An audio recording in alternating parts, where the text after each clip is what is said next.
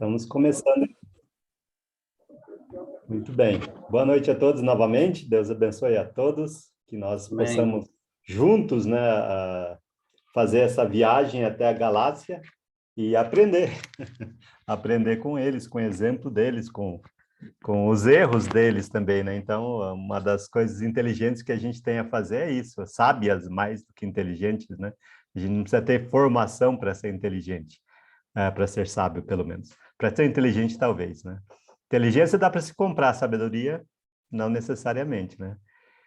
Então, vamos começar com uma oração, para que Deus possa nos abençoar nessa caminhada aqui. Oremos. Santo Deus, nós agradecemos a oportunidade, Senhor, de poder ter em nossas mãos a Tua palavra. Agora, Senhor, ajuda-nos que nós possamos também absorver através dos nossos olhos e abrir nossos corações, para que nós possamos realmente aprender o que a Tua palavra quer, para onde ela quer nos guiar. Ajuda-nos a entender também, Senhor, cada vez mais, para colocar em prática nas nossas vidas também. Agradecemos novamente a oportunidade que o Senhor nos dá. E em nome de Jesus é que oramos. Amém. Muito bem. Semana passada a gente falou sobre capítulo 3, começamos o capítulo 3, né? Não conseguimos terminar o capítulo 3. Eu não consigo nem prometer para vocês que vamos conseguir terminar o capítulo 3. De qualquer maneira, se nós conseguirmos, nós vamos até falar sobre alguns assuntos a partir dessa aula. A gente vai pegar alguns assuntos que Gálatas, assim, ele nos dá, ele compartilha conosco ali. Então, talvez hoje a gente faça isso um pouco também disso, né? De pegar assunto também de Gálatas, nesse caso. Bem, chamados para a liberdade, é para isso que nós somos chamados. Nós nascemos na liberdade, mas alguns, por incrível que pareça, no mundo todo, se escravizam novamente, voltando ao passado, como os Gálatas fizeram. E pode acontecer com a gente. A gente começou semana passada e a gente vai retomar um pedaço da aula passada para a gente também poder dar continuidade. E a gente chegou num terceiro ponto ali, baseado em Gálatas capítulo 3, do versículo 21 ao 29, que seria o fim do capítulo 3, falando sobre os propósitos da lei de Moisés. É muito importante a gente compreender isso. Acredito que nós que não praticamos a lei de Moisés é que realmente conhecemos a lei de Moisés. Porque quem a conhece, inclusive agora na leitura aqui de Gálatas, que a gente já começou a fazer, a gente sabe o que ela é. Assim, é claro que para quem é uma pessoa de crença, vamos colocar dessa maneira, né? É meio estranho dizer o que Gálatas diz inicialmente, mas aí quando a gente contextualiza, a gente consegue entender por que ele está dizendo. Mas às vezes a gente também se coloca lá onde nós não deveríamos estar, porque o texto nos leva a isso, mas é falta realmente de nós fazermos a lição de casa, que é o português. Nós precisamos usar o português. O pouco que a gente aprendeu é o suficiente. O grego que foi escrito no Novo Testamento era o pouco que existia, era o grego koiné, o grego popular, o grego falado assim pela população, que todo mundo entendia. Não era um grego clássico como Aristóteles, Sócrates, Platão, e graças a Deus que não era, porque eles não eram pessoas boas também. Então, nós temos um grego do povo, e é o português que a gente tem, é o suficiente para a gente entender o contexto do que ele está falando ali em Gálatas. E é isso que a gente vai fazer juntos. Já começamos, claro, há bastante tempo. Mas fizemos a nossa leitura sobre o capítulo 3 já, né, só retomando aqui um pouquinho, né, olhando por cima assim, na nossa leitura, sobre o que ele fala, sobre a contrariedade da promessa de Deus, que nós vimos já um pouco, pedaço disso, né? Que a Escritura encerra tudo sobre o pecado, a gente mencionou, vamos retomar, assim, e vamos rever esses pontos que nós já lemos até. Não vamos reler esse texto, porque já lemos na aula passada. E que o apóstolo Paulo, no livro todo, é claro, na epístola toda, ele está defendendo a fé. É necessário, e nós precisamos aprender a defender a fé também. Não é prazeroso muitas vezes, pelo contrário, até muitas vezes é meio chato ter que defender a fé. ter que defender a lógica, é estranho até, mas é necessário também defender a própria lógica. O que faltou na lei? Por que que a lei precisou ser substituída? Bom, a gente já viu semana passada que a lei era transitória mesmo. Esse era o objetivo dela. E Gálatas, o apóstolo Paulo entendeu muito bem. Deus pegou exatamente alguém que entendia muito bem de lei. Ele era um doutor na lei. A formação dele era a melhor que tinha. Deus escolheu realmente a dedo. E pela graça, ele escolheu a dedo.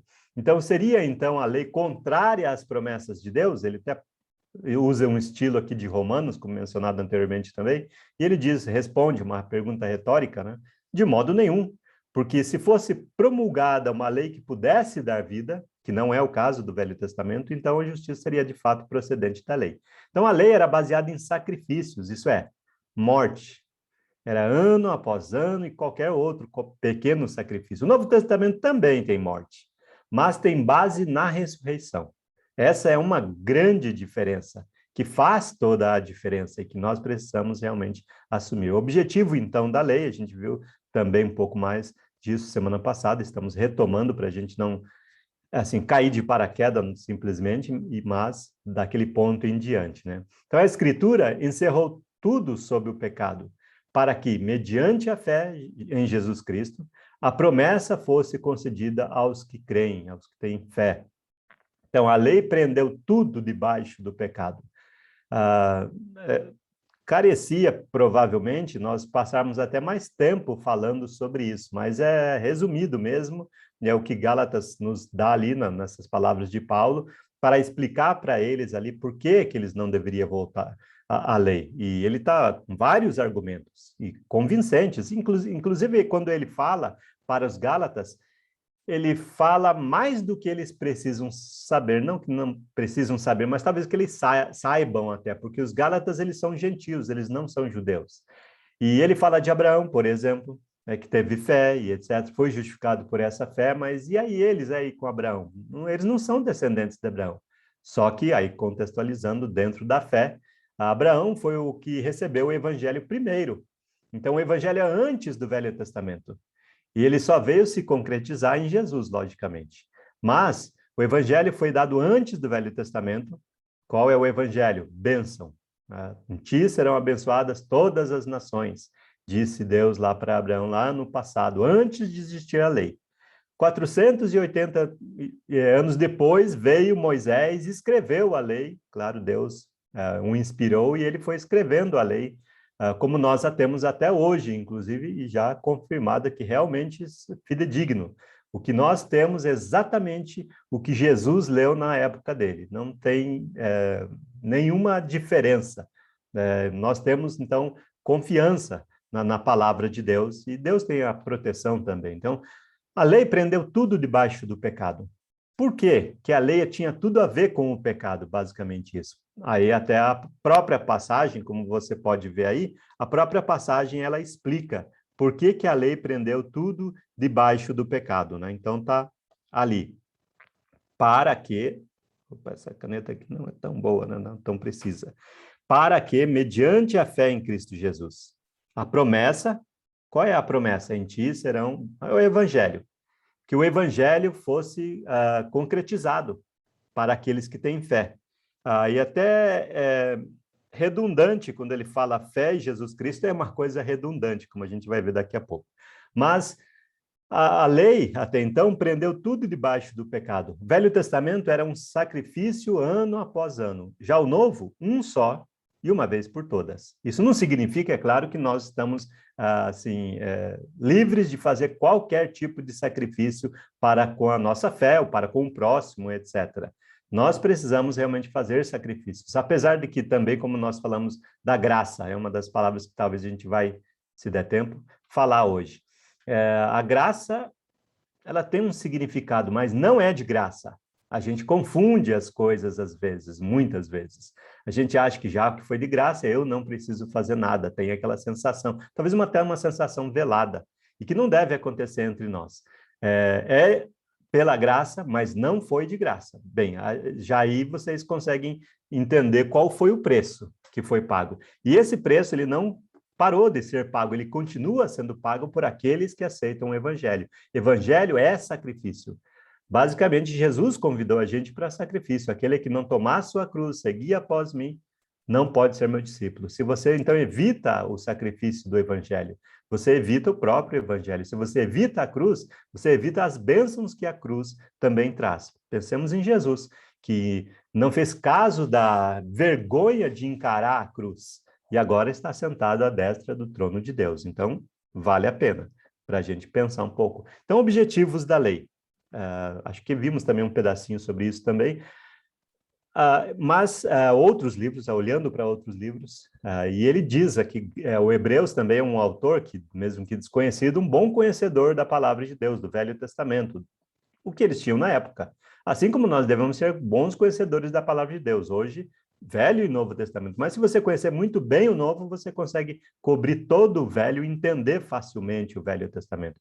Não deixe de ler, claro, toda a palavra de Deus é inspirada por Deus e útil para o ensino, repreensão, correção na justiça. Então, vamos continuar lendo. Ora, visto que a lei é sombra, apenas uma sombra, dos bens vindouros, não era uma coisa concreta, era uma sombra. A imagem real das coisas nunca conseguiria aperfeiçoar aqueles que se aproximam de Deus com os mesmos sacrifícios, ano após ano, continuam oferecendo, como vimos. O objetivo da lei ainda, agora olhando para uma outra passagem, porque ninguém será justificado diante de Deus por obras da lei. Pois, pela lei, vem o pleno conhecimento do pecado. Basicamente, o Velho Testamento, com as suas 613 leis, eles apontam para o pecado, dizendo, você está errado, você está errado o tempo todo, basicamente, né? E você precisa morrer, precisa pagar por isso, mas você não quer morrer, Deus é misericordioso, e assim, então, ele fez os sacrifícios do Velho Testamento e todas as leis. A maioria das leis, não digo a maioria, mas boa parte das leis, talvez a gente poderia dividir em 3 partes, pelo menos, né? Nós temos a lei espiritual ali, mas nós temos a lei também social, dividida talvez em 2 partes ali, onde que era a segurança, olho por olho, dente por dente. Isso é lei de segurança. Claro que tem uma implicação espiritual também. Mas quando você vê o contexto dessa passagem também lá no Velho Testamento, você nota que você não toma vingança. Você vai até o sacerdote. Tudo rodava em torno do templo, dos sacerdotes, dos levitas. Para isso que Deus os colocou lá. Então você fazia a sua reclamação com eles. E eles que tomavam a atitude. Se foi morto a espada, seria morto a espada. Não que você fosse matar. É claro que isso existe. A vingança existe até hoje em dia, a gente sabe, né? O olho por olho, dente por dente é mal interpretado e também, desde de lá, não é essa a questão. Mas isso também mostra que, para o que é a lei? A lei mostra que nós somos pecadores, vem pela lei o pleno conhecimento do pecado. Antes da lei, as pessoas não tinham o pleno conhecimento do pecado, sabiam que era pecado. E dava para saber, porque a gente vê no caso de vários personagens do Velho Testamento, desde Abel e Caim, uma comparação que a gente tem aqui. Nós temos aqui Abraão e Ló, também comparações a gente pode fazer, e Abraão e o resto do mundo. Nós temos Noé e o resto do mundo. Então a gente nota que, ainda que não tinha uma lei, o conhecimento do pecado existia. Talvez não o pleno conhecimento do pecado, mas a partir de Moisés em diante, não tem mais desculpa. Tudo que você possa imaginar estava coberto pela lei. Tudo que você pode. É como o Novo Testamento. E você já notou isso, né? A gente pega e fala sobre qualquer assunto usando a palavra de Deus. Ela fala sobre tudo, até coisas que ainda não existem, ela já está falando. A gente só não sabe porque as coisas não existem ainda. Assuntos que não existem, tem assuntos que nós estamos debatendo hoje, né, que 20, 30 anos atrás não tinha esses assuntos, mas a palavra de Deus já responde sobre eles também. Ela é viva e eficaz, e, enfim, vocês conhecem muito bem ela também. Então, a gente consegue cobrir todas as questões. E no Novo Testamento também, claro, no Novo Testamento também tem listas de o que é pecado. Gálatas mesmo, capítulo 5, por exemplo, né, ele fala as obras da carne são, aí ele começa a dizer quais são. E lá a gente se enxerga de vez em quando também. Então, também tem isso no Novo Testamento, né? As leis, que basicamente a gente tem uma lei ali, a lei do amor, né? Nós amamos a Deus sobre todas as coisas e o próximo, como Jesus nos amou, né? Então, nós precisamos aplicar isso e a gente consegue entender muito bem o pleno conhecimento do pecado e temos ainda a força de sair do pecado, coisa que também nós não temos no Velho Testamento. E no julgamento? Uma pergunta que gostaria de fazer para vocês, se tiver alguém que gostaria de participar na resposta aí, o que vocês acham no julgamento? Quando uma pessoa, vamos colocar aqui, nós temos uma pessoa no Novo Testamento, nós, por exemplo, já nascemos no Novo Testamento, já nascemos na liberdade. E nós temos lá uma pessoa qualquer do Velho Testamento, sei lá, Sansão, vamos colocar assim, qualquer um do personagem. Quando Jesus voltar, quando o mundo acabar, quando o julgamento vier, como eles vão ser julgados? Alguém gostaria de participar? Como eles vão ser julgados? Será que vai ser pego a lei para julgá-los? Será que é isso? Ou tem outra forma? Alguém já pensou sobre isso? Não sei se você já pensou sobre isso. Então, alguém tem uma resposta, talvez, um comentário? Um de cada vez? Irmão, posso tentar falar alguma coisa Pode, aí? claro, Léo, sem dúvida. Aqui, ó. Mas é aquele negócio assim, é uma visão que eu vejo, tá bom? Então, aí Claro. você, por favor, me corrija. Bom, eu acho que essas pessoas que viveram no Antigo Testamento, e quando vai chegar naquele último dia, vai ser pelo Evangelho, né? Mas eu creio que elas vão, Deus vai ver pela lei que ele chama naquela época também, porque na própria Bíblia fala que aqueles que não têm lei têm uma lei interna dentro de si, né? Então, essa ideia que aquele índio lá que nunca ouviu falar de nada, na hora que chegar lá, aquele índio que nunca ouviu falar da civilização como conhecemos, ele tem uma lei interna entre certo e errado. Se um canibal comesse a família dele toda, nem existiria canibal. Ele sabia que não pode comer a família, ia comer só a carne do inimigo.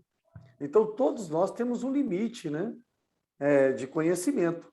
Então, acho que aqueles que não tiveram a lei vai ser com o conhecimento que eles tinham, né, e os que tiveram a lei vai ser de acordo com a lei. Mas, por outro lado, aí você vai me ajudar aí, né? A Bíblia fala que nós vamos ser julgados pelo Evangelho, né? Então, fica aí não sei se eu ajudei ou compliquei.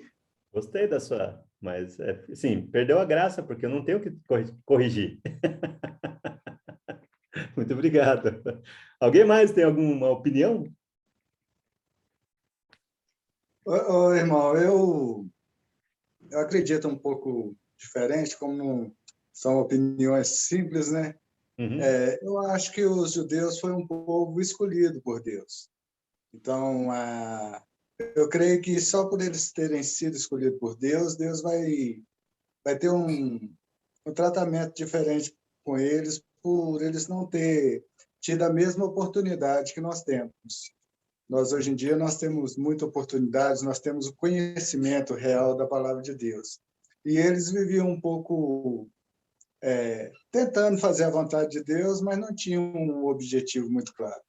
Então, acho que os que não extrapolaram muito, né, saindo muito fora do bom senso, vamos dizer assim, eu acho que só por ser judeus, eu acho que eles já vão ter direito à salvação. Mas eu posso estar errado, mas é coisa que só opinião mesmo, irmãos. Sim, não. Obrigado pela sua opinião, agradeço. Mas Posso alguém tem falar? alguma... Sim, claro, João. Bem, eu acredito que eles vão ser salvos por fé e pela fidelidade deles para com Deus. Por exemplo, Abraão mesmo, ele era um homem justo, mas ele era pecador também, cometeu pecados. No entanto, eu não tenho dúvida de que ele vai estar salvo lá no último dia. Por quê? Pela fé que ele tinha em Deus e pela fidelidade dele para com Deus. Da mesma forma, nós podemos ver, por exemplo, Davi. Davi foi um rei, ele cometeu adultério, assassinato, muitas outras coisas. Mas, no entanto, ele era o homem segundo o coração de Deus. Por quê?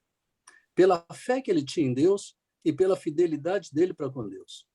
Então, eu acho que esse é o parâmetro que vai fazer a diferença para aquele povo judeu do Antigo Testamento. Muito Fé bem, e muito obrigado. fidelidade a Deus. Exato, muito obrigado. Muito obrigado a todos. Realmente, então, é uma questão interessante só para a gente pensar mesmo, né? Um exercício mental aqui, até para a gente entender e para a gente também saber o que devemos fazer na nossa situação também. Então, e no julgamento? No julgamento cabe a mesma coisa, né? Ninguém será justificado diante de Deus por obras da lei. Gálatas foi claro, né, sobre isso.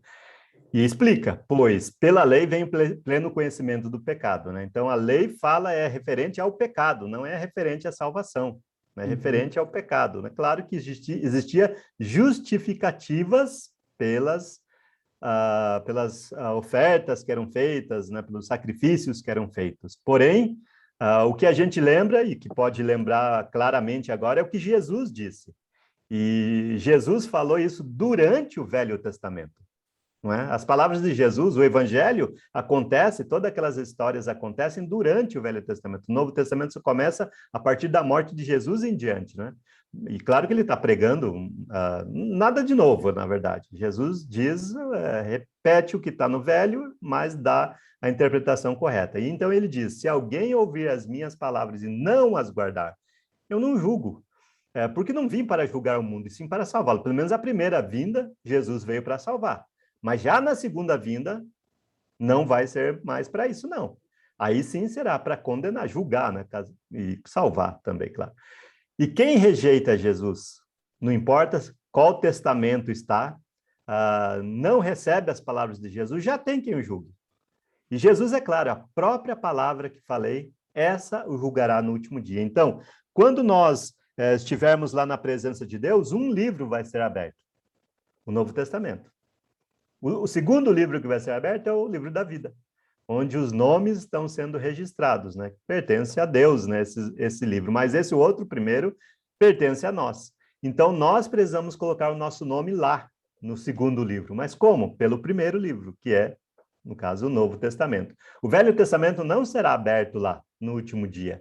A palavra de Deus, claro que o Novo Testamento já está ali também, porque ele conduz, a gente vai falar um pouco mais sobre esse ponto também. Mas as palavras de Jesus são definitivas. Se alguém, seja judeu, gentil, né, esteja debaixo da lei, esteja debaixo da graça, não ouvir as palavras já tem quem julgue, as próprias palavras. Jesus não veio para isso, ele veio para salvar. Ele fez de tudo para salvar, o sacrifício foi enorme, a graça custou tudo para que ele pudesse salvar. Porém, nem sempre vai acontecer exatamente assim. Bem, então os propósitos da lei de Moisés. Antes que viesse a fé, nós paramos aqui na semana passada, né? Não conseguimos continuar, mas ele diz, é uma continuação daqui para lá, na verdade, né? Antes que viesse a fé, estávamos sob a tutela da lei, e nela encerrados, para essa fé que de futuro haveria de revelar-se. Então nós vemos a continuação aqui nas palavras de Paulo, e a gente vê para o que da lei. Mas, ao mesmo tempo, ele está falando aqui de um tempo que não existia a fé. Ele está narrando, fazendo uma narrativa só. Vamos lá ilustrar, antes disso, recapitular e depois ilustrar. Quem deve ser condenado se vier com um evangelho, uma mensagem, uma doutrina diferente do Novo Testamento? Aí a gente viu Gálatas, só relembrando, capítulo 1, versículo 6 até o 9. Bem, para dinamizar, eu vou usar a passagem aqui. É o que Paulo fala no versículo 8, ele diz, mas ainda que nós, então ele diz os apóstolos, ele era um dos apóstolos, ou até os discípulos ali, como Barnabé, ou mesmo um anjo vindo do céu. Pode ser uma experiência pessoal que você teve, enfim, ninguém pode dizer que não foi verdade, mas, enfim. Se alguém, não importa o título, a posição que tenha, pregue a vocês um evangelho diferente daquele que temos pregado, esse seja anátema. Então, basicamente, nós vemos aqui, ele falando claramente, sem rodeios.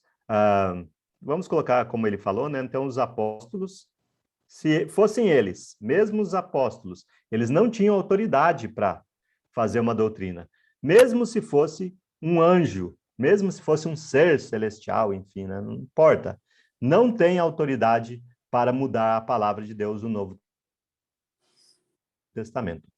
E a gente vimos isso um pouco semana passada também, que um resumo aqui, até uma observação: anjos, visões, aparições, revelações, homens, etc. Quem prega um evangelho que vai além daquele que está na Bíblia, no Novo Testamento, mais especificamente, deve ser considerado anátema, quer dizer, condenado. Então, precisamos ter cuidado com anjos, visões, aparições, etc. Então, não creia em algo subjetivo, mas no objetivo, que é a palavra escrita. Até semana passada nós falamos um pouco sobre o subjetivo e o objetivo, né? Então, o subjetivo pertence a você. Eu tive um sonho. Talvez você teve um sonho. Eu mesmo, por exemplo, posso dizer por mim, né? Que eu nem sempre lembro o que eu sonhei. Imagino que eu sonho, mas é raro eu lembrar alguma coisa. Talvez a memória não seja boa. Não sei. É a idade, né? Eu não lembro de sonhar muitas vezes também. Mas, se eu disser para você, essa noite eu tive um sonho, você consegue comprovar que eu tive um sonho? É subjetivo, pertence a mim, se é que eu sonhei. Pode ser que muitos religiosos usam desse artifício também. Deus mandou falar. Uma frase que usa-se muito em denominações, etc., para ganhar respeito. Mas você tem certeza que a pessoa ouviu uma voz? Você não pode comprovar isso. Então, isso é subjetivo. E se ouviu, será que a voz é de Deus mesmo? Exato. Até tem aquela questão, né, que se você está ouvindo Deus, então talvez você seja lunático, né? Então, é uma coisa... Outra palavra que existe também é: se você fala com Deus, você é fanático. Só brincadeira, mas para a gente pensar, realmente, será que foi de Deus mesmo? Então, subjetivos, é um sujeito só, cabe a ele, pertence a ele, integra os domínios das atividades psíquicas, sentimentais, emocionais, suas vontades, etc. Um remédio pode fazer isso. Incrível, né? Uma droga, né, que você vai na drogaria e compra uma droga qualquer lá na drogaria e pode te dar reações. Eu estava me recuperando de uma cirurgia no dente, e até que falou: olha, eu tomei esse remédio, toma também, né? Sabe aquelas receitas caseiras, quer dizer, passa de um para outro, né? Eu tomei, eu fiquei maluco, assim, fiquei fora de mim, não fiz nada de errado, mas eu fiquei aéreo. Outros remédios dão sono e tudo mais, então a gente não pode confiar nas nossas experiências pessoais, ainda que seja um anjo. Nós não podemos confiar nas nossas experiências pessoais. Nós precisamos confiar somente no objetivo, que é válido para todo mundo. O meu sonho não vale para todo mundo, vale só para mim. As minhas experiências só valem para mim.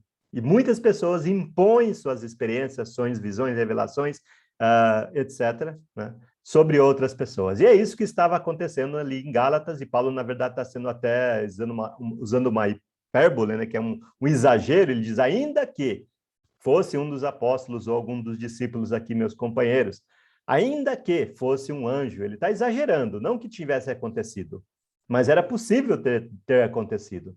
Porque naquela época, inclusive, Gálatas capítulo 3, a gente já viu isso, eles viam milagres ainda, inclusive ali na Galácia. Paulo fazia milagres ali naquele meio. Algumas pessoas faziam milagres. Um outro assunto que a gente não vai entrar nele, mas, de fato, existiam milagres, realmente. Então, contextualizando, vendo o que está acontecendo lá, e a gente precisa também se colocar: lei ou graça? Ou lei ou graça e verdade? Isso foi uma escolha que nós já fizemos há muito tempo atrás. Lembra quando você estava estudando a palavra de Deus e alguém disse para você que Jesus, Deus se fez carne, porque a lei foi dada por intermédio de Moisés, e a graça e a verdade vieram por meio de Jesus Cristo? João capítulo 1, versículo 17. Então, hoje é fácil a gente dizer: não, eu escolho Jesus, eu escolho graça e verdade. Ainda que muitas pessoas até fiquem praticando leis, escolheriam graça e verdade. Mas naquela época, quem era Jesus? Até uma pergunta que muitas pessoas até faziam: quem é esse tal de Jesus? E às vezes até perguntavam: quem é esse tal de ressurreição? Né? Tanto que eles falavam de Jesus e da ressurreição.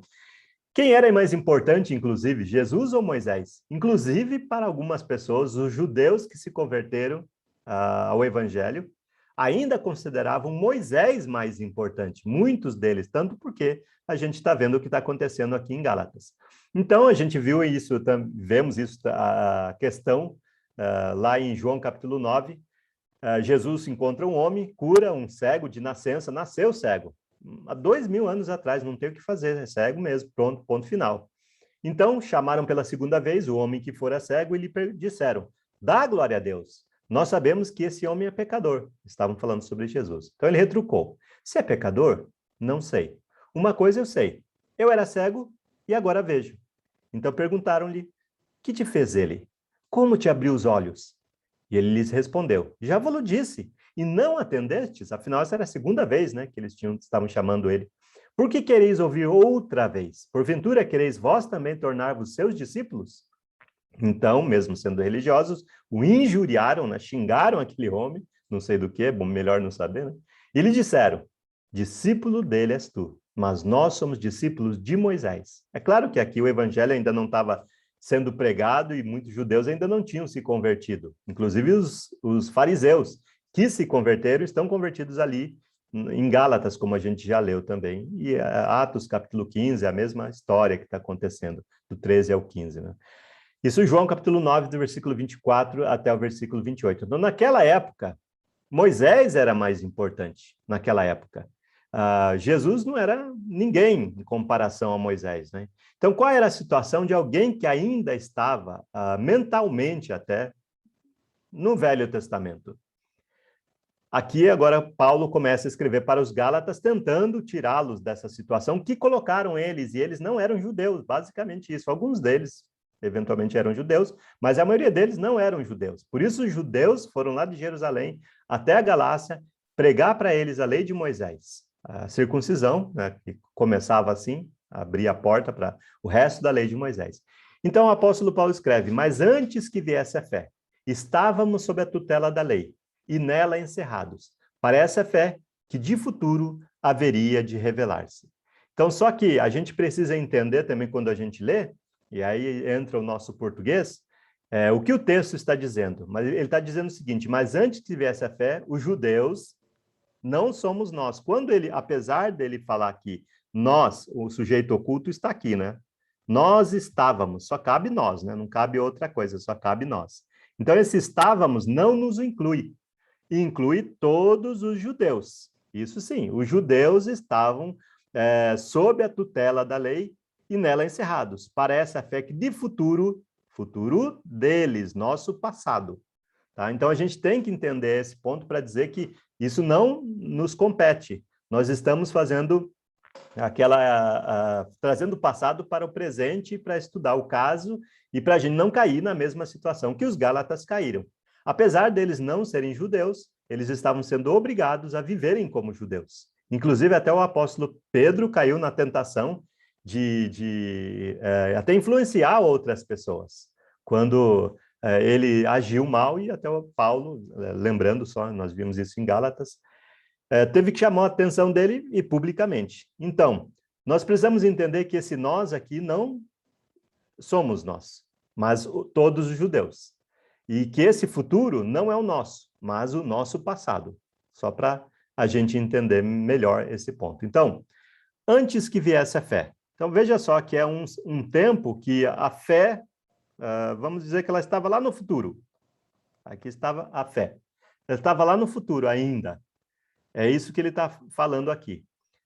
Então, já pegamos esse ponto. Antes que viesse a fé. Estávamos, quando ele diz estávamos, então vou colocar um bonequinho aqui, só para facilitar. Eu acho que eu sei desenhar melhor que isso, mas não tenho tempo.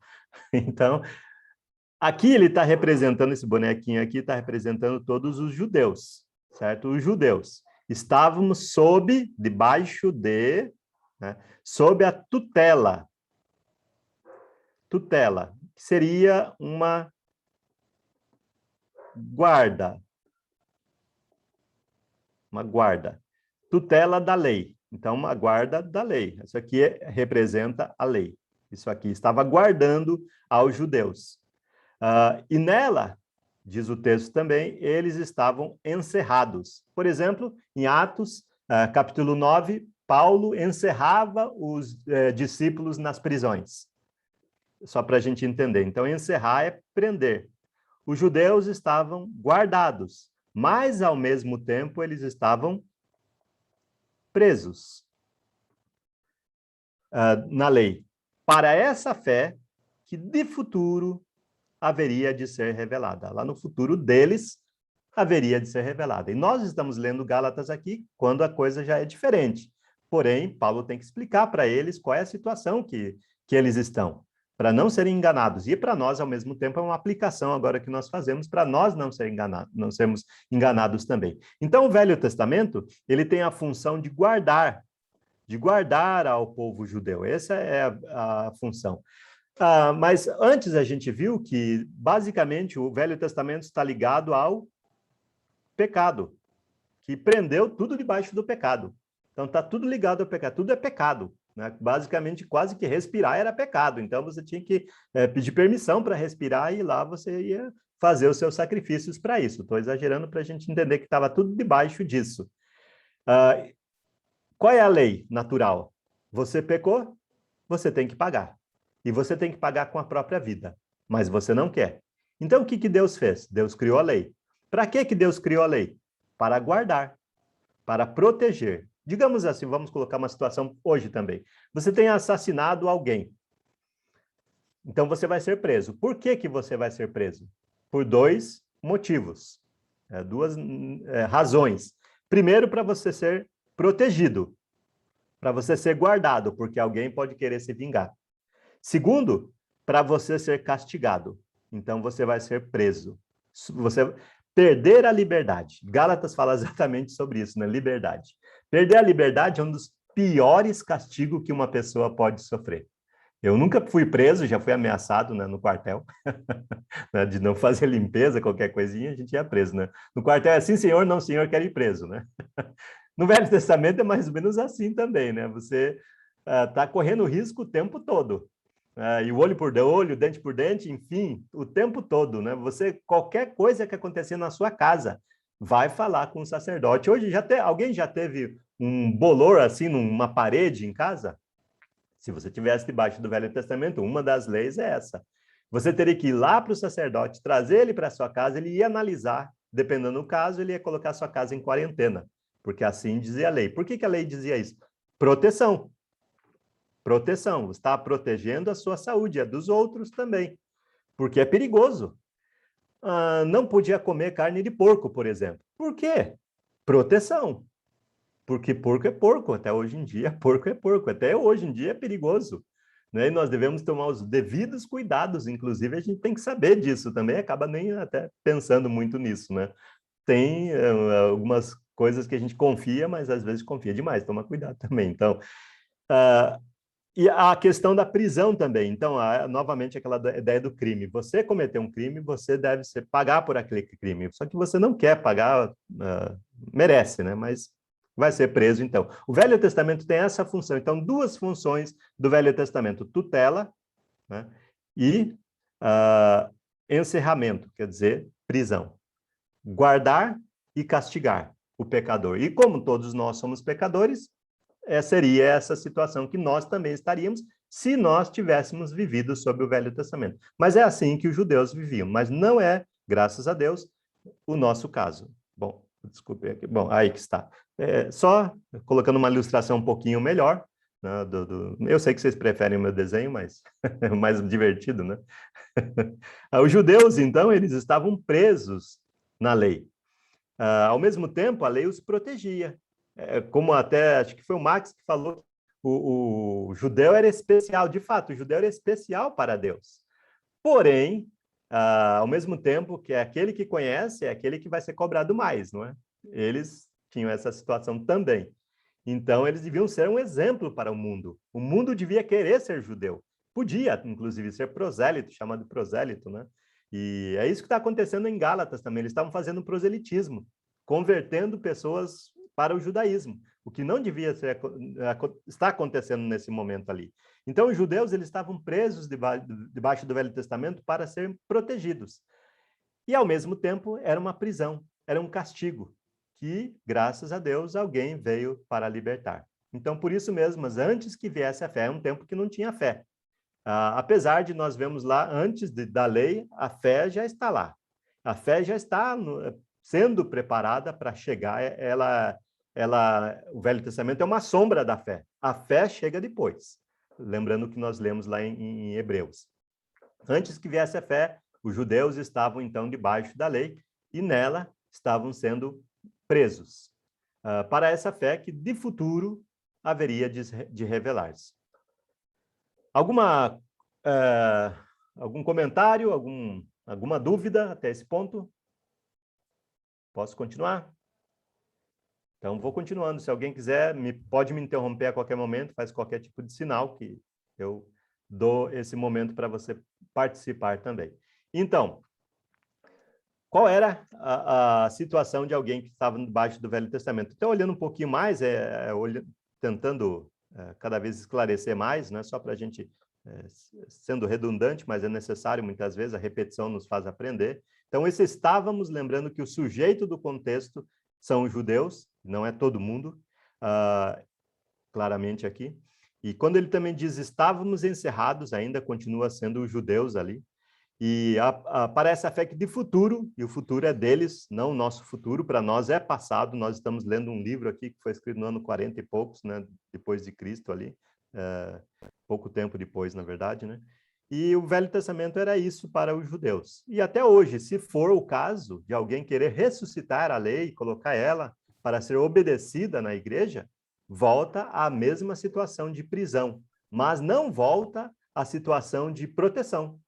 O Velho Testamento não nos protege mais, porque ele perdeu a validade. Por exemplo, você tem uma casa nova, sei lá, mas se você tiver uma casa nova e muitos bens, você deve fazer um seguro.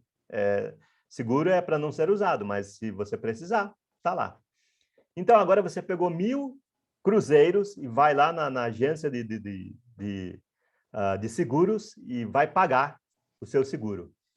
Alguém vai aceitar o seu dinheiro? É dinheiro, não é dinheiro? 1.000 cruzeiros. Não sei quanto vale, mas é 1.000 cruzeiros. O Velho Testamento é assim. Não dá para chegar na presença de Deus e dizer, aqui está o pagamento por meus pecados. Eu sou culpado, não adianta reconhecer, porque não tem valor. Perdeu o valor. O que você precisa? Você precisa de algo que tenha valor. Jesus tem valor. Então, muda a situação. O judeu estava protegido sobre a lei.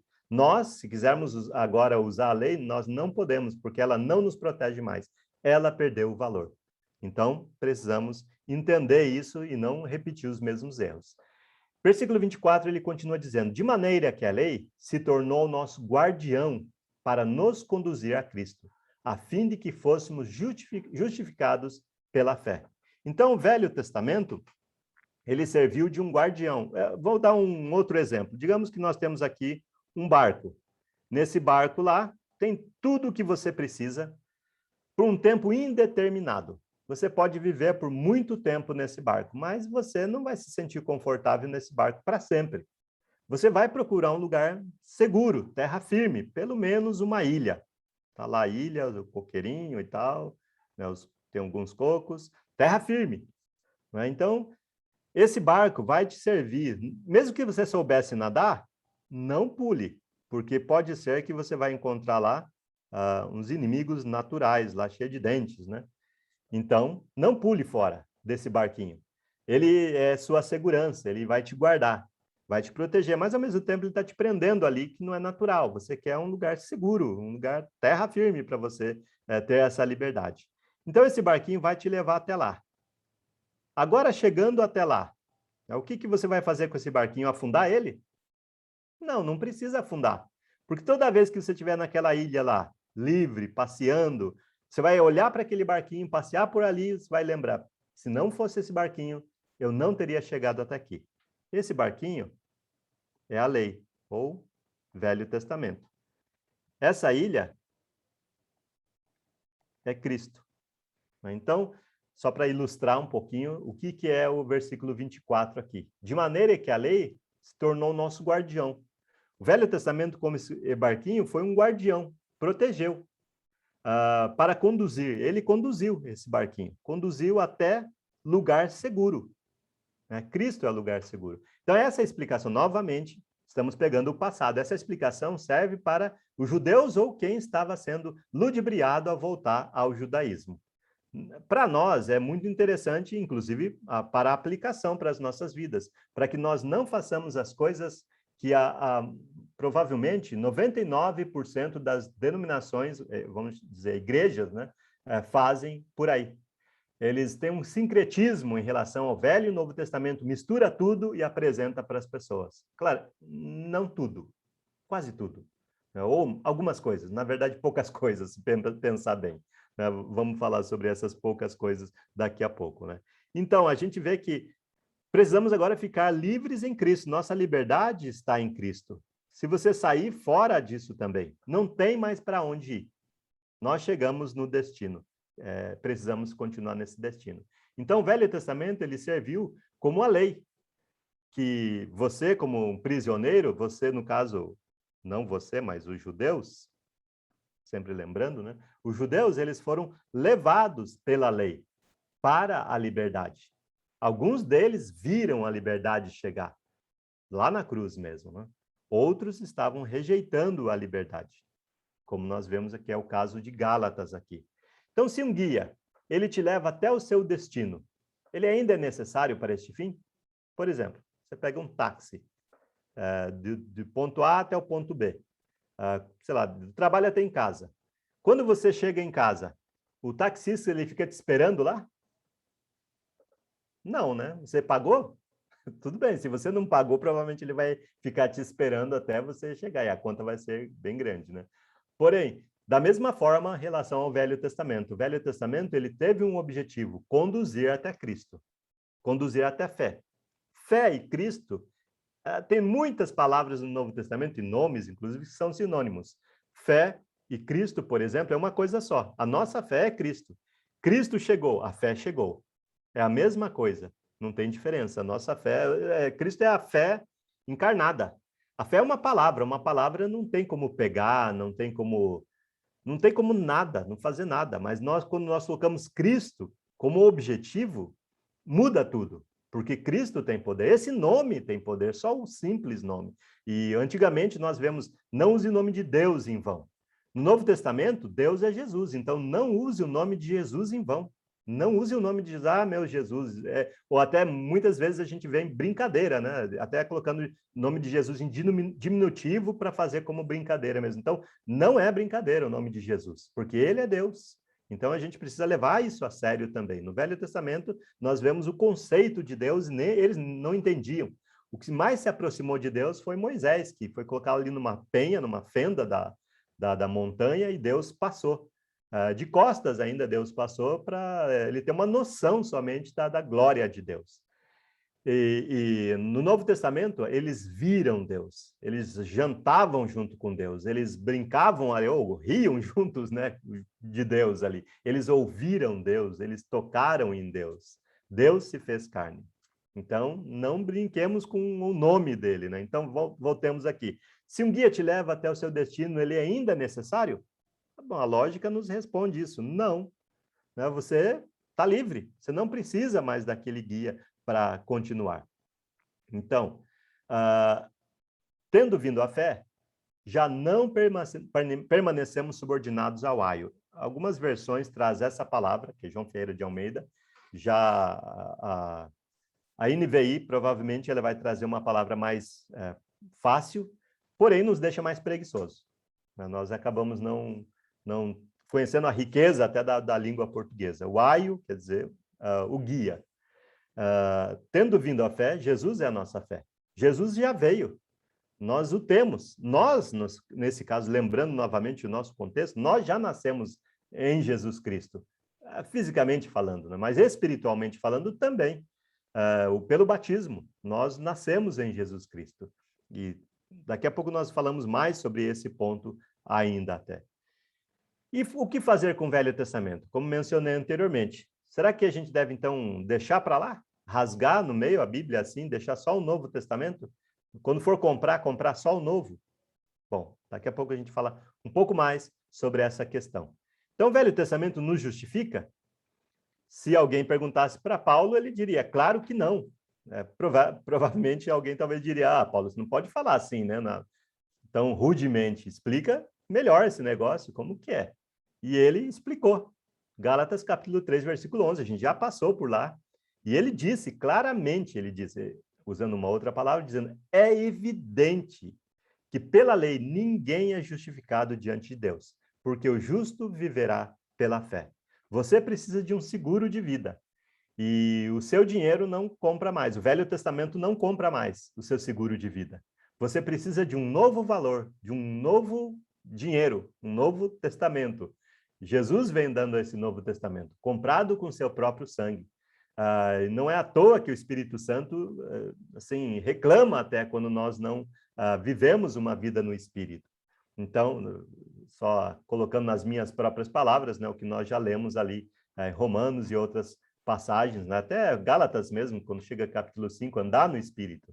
A gente aprende, pelo menos aprende na teoria, na prática leva mais tempo, né, para aprender sobre isso. Então, Paulo falou claramente, né, que não, o Velho Testamento não justifica. Se você for perante Deus usando qualquer argumento do Velho Testamento, não é justificável. É claro que você pode ler, por exemplo, até no culto, fazer pregações, mas tudo tem que acabar ali no Novo Testamento, tem que acabar em Jesus. Nós devemos levar as pessoas para Jesus o tempo todo, porque o Evangelho tem poder. Jesus é o próprio Evangelho, outro sinônimo ainda. Jesus morreu, foi sepultado e ressuscitou. Nós falamos sobre isso na ceia, por exemplo. Ceia é um sinônimo de Evangelho também. Então, várias coisas. Batismo é um sinônimo de Evangelho, inclusive, né? E de fé.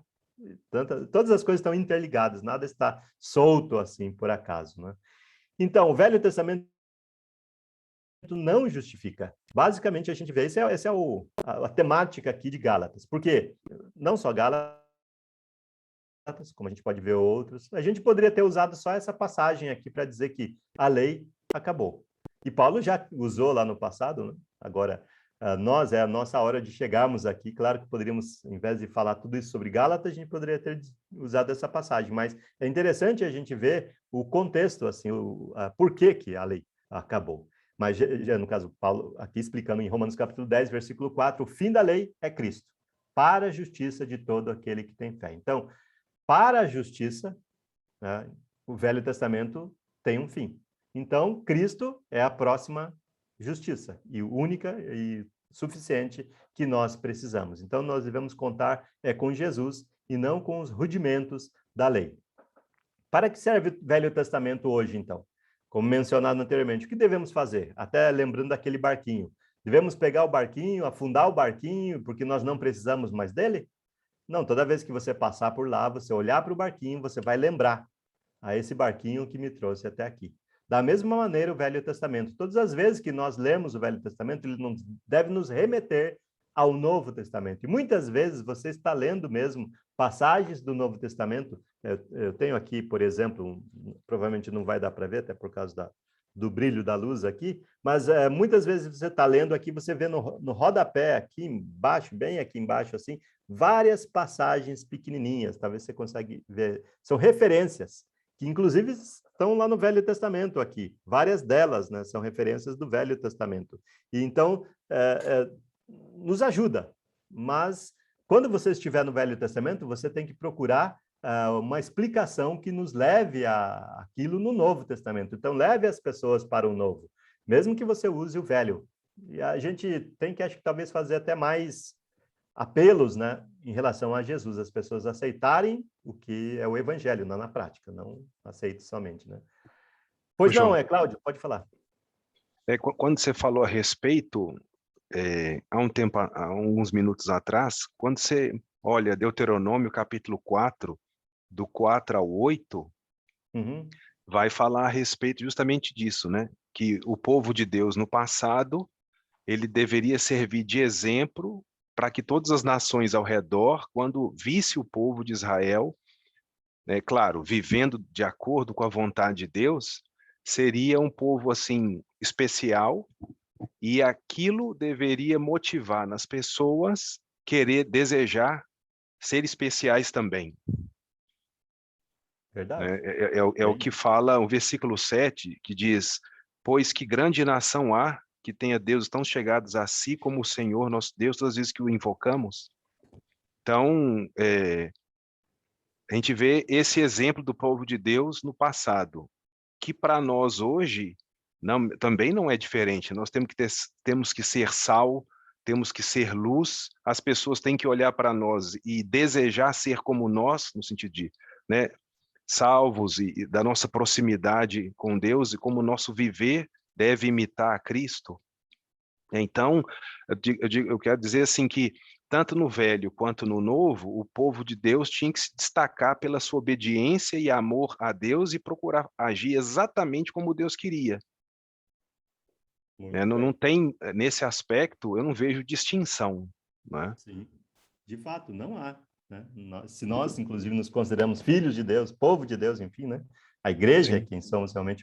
E é exatamente isso que eu estava falando, Cláudio, que você acabou de fazer. A gente pega uma passagem do Velho Testamento e a gente tem que encontrar realmente até uma aplicação, inclusive, né, para quem está ouvindo. Né? E realmente é bem isso aí mesmo. A gente tem que pegar, por exemplo, essa de Deuteronômio e ver qual é a aplicação para nós. E tem no Novo Testamento ser luz mesmo, ser sal, né? E para os povos mesmo, inclusive. Até Coríntios fala que nós vamos ser usados como parâmetro para julgar o mundo. Então, é bom a gente saber realmente, né, que devemos ser um povo diferente, e somos, né? Pelo menos Deus nos considera assim. Nem sempre a gente age assim, mas Deus, com certeza, nos considera assim, que somos diferentes e devemos nos comportar de maneira diferente. Então, para que serve o Velho Testamento hoje? Bem, 1 Coríntios a gente já leu, inclusive, né? Já falamos até sobre esse assunto, mas é necessário a gente falar até mais vezes sobre isso, para a gente entender sempre, né, e contextualizar como usamos o Velho Testamento. Lá em 1 Coríntios capítulo 10, do versículo 1 até o versículo 5, que não está aqui na tela, que você talvez lembra que nós lemos juntos, fala sobre algumas coisas que aconteceram lá no Velho Testamento. O mar se abriu, por exemplo, eles foram batizados naquela passagem do mar, eles comeram do maná, eles beberam água que saía da pedra, eles saíram do Egito, né? A gente poderia até incrementar aqui, aumentar mais do que o texto está falando lá, mas por que nós estamos, e precisamos, inclusive, por que precisamos lembrar das histórias do Velho Testamento? Nós que não vivemos lá, por que precisamos conhecer Abraão, Isaac e Jacó? Não é? Todas essas histórias, seja lá Sansão ou Golias, não importa quais são, todas essas histórias, todos os acontecimentos que nós vemos lá, eles devem ser usados hoje, né? E essa é a forma correta de usar o Velho Testamento. Exemplo para nós. Olha como o povo agiu lá, olha o que aconteceu, olha a consequência. Exemplo para nós. Por quê? A fim de que nós não cometamos os mesmos erros que eles cometeram. Cobiçaram coisas más, por exemplo, na idolatria. O pecado leva à idolatria. Romanos capítulo 1 fala claramente sobre isso. E a idolatria leva ao pecado, inclusive. A idolatria leva a pecados assim, que são vergonhosos mesmo. Só você ler Romanos capítulo 1, você vê claramente. E lá também ele diz que são passíveis de morte quem praticam essas coisas. Aqueles pecados vergonhosos são passíveis de morte. Então, por que nós precisamos compreender e ler e conhecer, ouvir, inclusive, mais pregações também sobre o Velho Testamento, histórias que nos levem a aplicações para o Novo, para que não cobicemos as coisas más que eles cobiçaram. Resumindo, se a gente olhar também em 1 Coríntios capítulo 10, versículo 11, ele repete, essas coisas lhe sobrevieram como exemplo e foram escritas para advertência nossa, para que não cobicemos e que não façamos as mesmas coisas que eles fizeram. Ele cita até as coisas anteriores lá que eles fizeram. Foram duros, né? Corações duros em todo sentido. Testaram a Deus. Se é Deus, dá isso, dá aquilo. É como nós tínhamos no Egito, como se tivessem no Egito. Não tinham. Então, tudo que no passado foi escrito, todo o Velho Testamento agora, novamente aqui incluso, para o nosso ensino foi escrito. Então, por que o Velho Testamento foi registrado da forma que foi? Não tem tudo lá, lógico, né? Mas é um resumo dos acontecimentos, a fim de que, pela paciência, pela consolação das Escrituras, então, precisa de consolo? Leia mais a Bíblia. Consolação das Escrituras. E mais, aqui, qual o resultado? Quando você estiver Não entre numa situação que você não consiga sair. Antes de chegar naquela situação, pega a sua Bíblia e começa a ler. Começa a ler as histórias do Velho Testamento, veja as coisas que aconteceram e comece a pensar em si mesmo. A leitura é uma coisa incrível, como ela muda a vida da gente. Eu tenho até aconselhado alguns casais a se cercarem de conselheiros. De um modo geral, a gente não gosta de conselhos. Eu não sei porque o nosso comportamento é assim. Conselhos são coisas assim, de extremo valor. Só vou dar um exemplo rapidinho aqui, hoje em dia chama-se de consultor, né? Um conselheiro, é um consultor. Basicamente, o trabalho do consultor é pegar o seu relógio e dizer para você que horas são. Quer dizer, ele pega alguma coisa que você tem e fala para você como usar aquilo.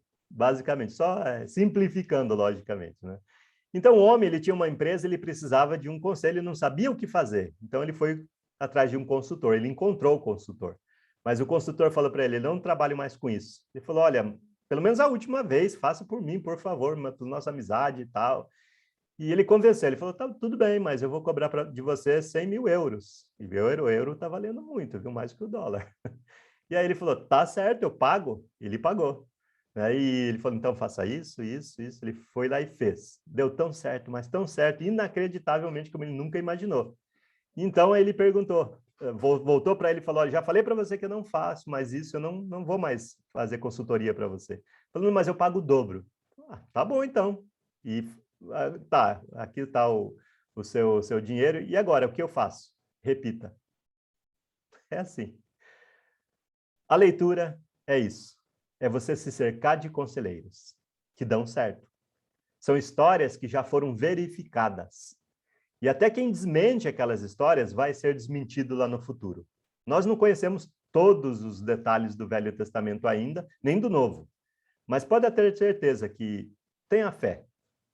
Vale a pena ter fé. Porque a Bíblia é um livro sem interesses. Ela escreve coisas vergonhosas de pessoas que a gente chama são pessoas de Deus, que são nossos exemplos, né? E fala que eles erraram e coisas feias, muito feias mesmo, né? Que nós não devemos repetir, até por isso mesmo que nós estamos vendo essa passagem aqui. Essas coisas se tornaram exemplos para nós, a fim de que não cobicemos as coisas más como eles cobiçaram. Então, o Velho Testamento, ele nos ensina e dá certo. O Novo Testamento, logicamente, sem dúvida, nos leva para isso, né? Esse é o fechamento. A lei serviu de guia para nos conduzir a Cristo. Então, nós devemos chegar em Cristo e vai dar certo. Mas se você fica nos seus próprios pensamentos, no seu próprio mundinho e não se dá a leitura, basicamente nós vemos aqui Romanos capítulo 15. Tudo que foi escrito é para ser lido, então. Se foi escrito, é para ser lido. E é para nosso ensino que foi escrito. Se foi escrito, é para ser lido. A fim de que, pela paciência, pela consolação das Escrituras. Olha o que a gente tira das Escrituras. E, de fato, nunca teve, quem casado já há algum tempo, nunca teve problemas no casamento. A Teca teve muito, a Teca é minha esposa, né? Então, eu sou o problema. E no meu caso, o que eu fiz enquanto muitas vezes eu tive problemas? Então, tive até mais livros sobre casamento. E quando eu estava em algumas crises assim, eu sentava com os meus conselheiros e ouvia. Quando você lê um livro, você não discute, você não fala com ele, porque ele não vai te responder. Ao mesmo tempo, ele tem respostas também, né? E eu lia aqueles livros várias vezes e procurava assuntos específicos sobre aquele que eu estava sentindo ou passando, e aqueles livros me aconselhavam. Estou falando sobre casamento, por exemplo. A Bíblia também faz isso, sem dúvida nenhuma. Mais ainda, porque aqueles livros, inclusive, os livros que eu me cerco, são livros que usam assim, recursos bíblicos. E nos dá esperança, nos tira de situações tão complicadas que seriam piores ainda se nós continuássemos nelas. Então, para isso serve o Velho Testamento. Porém, não devemos esquecer, Tiago, eu não separei a passagem, então estou indo por memória, pode ser que eu não acerte exatamente. Deixa eu ver se eu acho aqui antes. Eu vou citar, porque a minha memória ficou lá atrás, no passado. Ele diz, a lei é boa, porém, se alguém a utiliza de modo legítimo. Em outras palavras, nas minhas próprias palavras agora, o Velho Testamento é bom. é palavra de Deus, é inspirado, etc. Mas tem que saber usar. Se você não souber usar, aí volta aquela passagem de Hebreus. Eu vou procurar aqui. Boa. Então, volta aquela passagem de Hebreus que fala que ela é eu errei. É 1 Timóteo, capítulo 1, versículo 8. Eu estava no capítulo e versículo certo e no livro errado. Aí não dá certo mesmo. Então, 1 Timóteo, capítulo 1, versículo 8. Sabemos, todavia, que a lei é boa, se alguém se utiliza de modo legítimo. Precisamos saber usar a palavra de Deus. O Velho Testamento, ele estava falando sobre o Velho Testamento, sobre a lei. O Velho Testamento continua sendo bom, é a palavra de Deus, mas tem que saber usar. Se você não souber usar, você vai, então, ser a vítima do seu próprio erro. E Hebreus fala que a palavra de Deus é como uma espada mais afiada do que uma espada de 2 gumes. Ela corta juntas e medulas, então é o que vai fazer com você. Se você usar inadequadamente o Velho Testamento, você vai ser cortado, vai sofrer os cortes. O primeiro que vai sofrer realmente é você. Então, aprenda a usar o Velho Testamento, inclusive nas pregações. Precisamos aprender a usar o Velho Testamento. De onde Jesus libertou a humanidade? Já passamos por esse ponto também, Gálatas capítulo 3, versículo 10, nós falamos, né? Paulo lá falou sobre de onde Jesus libertou a humanidade. Todos os que são das obras da lei estão debaixo de maldição. Veja do que nós estamos escapando quando nós sabemos usar o Velho Testamento. É como um remédio. Se você não souber usar o remédio, se usar a dose errada, olha o problema. Da mesma maneira, o Velho Testamento. É a palavra de Deus, inspirado pelo Espírito Santo? Sim, sem dúvida nenhuma. E é mais incrível do que a gente possa imaginar, até precisa ler para saber. Mas as obras da lei, a prática dele, agora são maldição. Porque está escrito, maldito todo aquele que não permanece, né, em todas as coisas descritas no livro da lei, para praticá-las. E eu não conseguiria nunca, nunca ninguém, nenhum ser humano jamais conseguiu. Aliás, só um. Por isso mesmo, e ele pagou com a vida dele, cumprindo, inclusive, as leis do Velho Testamento, né? Para que ele pudesse dar um novo testamento. Então, veja do que Jesus está nos libertando. Então, se você obedecesse todos os mandamentos e errasse em apenas um, agora sim, Tiago, abram comigo lá, não tenho o texto aqui, não vai aparecer na tela, mas Tiago, capítulo 2, versículos 10 e 11. Tiago, capítulo 2, versículos 10 e 11. Tiago, capítulo 2, versículos 10 e 11. Veja só o que ele diz. Pois quem obedecer toda a lei, mas tropeça em apenas um ponto, torna-se culpado de todos, de guardar a lei inteiramente. Pois aquele que disser, ou melhor, pois aquele que disse, não adulterarás, também disse, não matarás. Aí você pode dizer, mas eu não sou adúltero. Não importa. Se você não comete adultério, mas comete assassinato, torna-se transgressor da lei. Você é culpado também. Absurdo! É isso aí. Exatamente, absurdo. Maldito aquele, voltando até a nossa citação anterior aqui, maldito aquele que não permanece debaixo de todas as coisas que estão escritas no livro da lei. Todas, não tem exceção. Se você pegar um ponto qualquer, uma só lei, e tentar fazer com que a igreja obedeça hoje, alguém obedeça hoje, é exatamente isso, está tornando-se maldito. É pesado, mas é para ser mesmo, para que nós não cometamos esse erro. Então, o Velho Testamento não justifica. Se você obedecesse todos, mas errasse apenas um, e nós erramos. Somos totalmente, errar é humano, nós somos totalmente errados.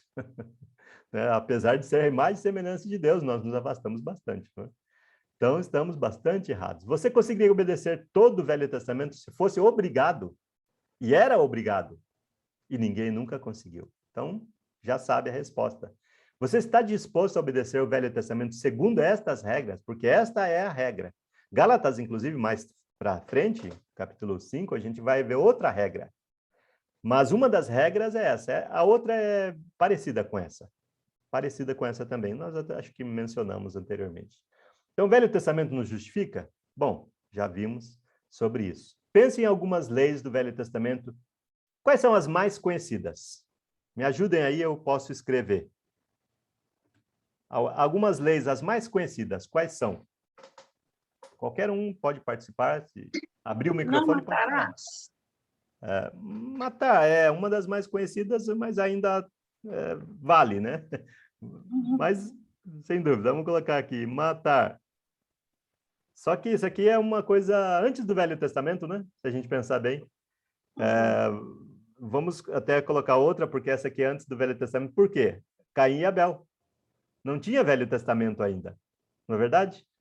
E já era pecado matar. Então, é antes do Velho Testamento algumas dessas leis. Quais outras leis do Velho Testamento? Inclusive, muito, como que eu posso dizer, muito populares hoje em dia. Até uma coisa meio lógica, até, né? Mas... Olho por olho, dente por dente. Vingança, né? Então, seria isso também. Então, se você, por exemplo, quiser se justificar perante Deus, Deus tem sido muito generoso com você, muito mais do que a gente merece, sem dúvida, sempre foi, sempre será. E você quer se justificar perante Deus, no Velho Testamento, o que você faria?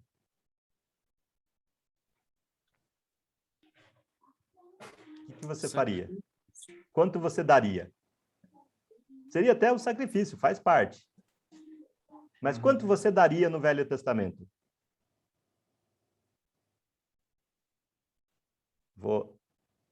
Começa com 10. Alguém dá mais? Na verdade, era mais. Se você pensar bem no Velho Testamento, eles davam aproximadamente 35%. Mas tinha uma lei específica chamado dízimo. Essa era a lei mais específica. E tinha, por exemplo, 10 homens numa comunidade. Eles sustentavam um levita, que era baseado no dízimo. Se você quer, por exemplo, você pecou, ou você teve um primeiro filho, você deveria fazer algo para agradecer a Deus. Alguém acho que até já mencionou, então vou colocar aqui isso, sacrifício. Pegar um animal, matar, né, assim, dizendo, e o melhor deles, o melhor animal, e etc., sem nenhum defeito, né? O que mais? Se você quisesse agradar a Deus num dia da semana, se quiser encontrar com Deus um dia da semana, qual seria? Sábado. Sábado. Estou só mencionando alguns, né, que são até famosos hoje em dia, inclusive. Então, esses são alguns. Tem outros, tem 613 para você pegar ainda, mas não é necessário. Né? Para que serviram as leis do Velho Testamento? Nós pegamos algumas delas aqui e nós já vimos. De maneira que a lei se tornou nosso guardião para nos conduzir a Cristo. Nós estamos falando aqui sobre os judeus. Não esqueçam. Todas essas aqui não servem para nós hoje em dia. E nem para os judeus, quer dizer, se tivesse algum. Porque ninguém pode provar hoje em dia que é judeu. Tudo isso aqui serviu para conduzir até Cristo. Foi para isso que serviu. Para que ele nos justificasse. Fôssemos justificados pela fé. E não por essas coisas aqui. Nós somos justificados pela fé. Então, o Velho Testamento não justifica. Quem justifica é Cristo. Então, todas as coisas a gente deve perguntar para ele, questionar para ele. E a gente começa pelos evangelhos e depois vamos para as epístolas, né? Questionando Jesus sobre o que nós precisamos fazer para agradá-lo, adorá-lo em verdade e em espírito, como ele mesmo ensina lá em João. Né? Porque os religiosos hoje, então, pregam algumas coisas do Velho Testamento, mas não pregam tudo. Vou dar algumas opções aqui. Primeira opção, por interesse, eles pregam algumas coisas, mas não pregam tudo. Já viu algum religioso por aí exigir sacrifício? Você pega um animal, você sacrifica esse animal e Deus vai te justificar. Deus vai te perdoar. Não, né?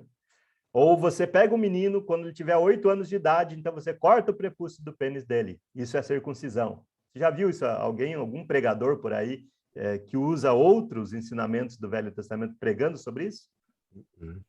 Também não. Então, por que então eles ensinam algumas coisas, são seletivos, mas não pregam tudo? Por interesse. E aí cai naquele erro. Será que alguns é por falta de conhecimento? Ah, todo mundo faz isso, eu devo estar certo. Eu vou fazer isso também. Provavelmente é uma outra opção. Falta de conhecimento é uma outra opção. E tem uma terceira opção também, que é essas duas coisas misturadas juntas.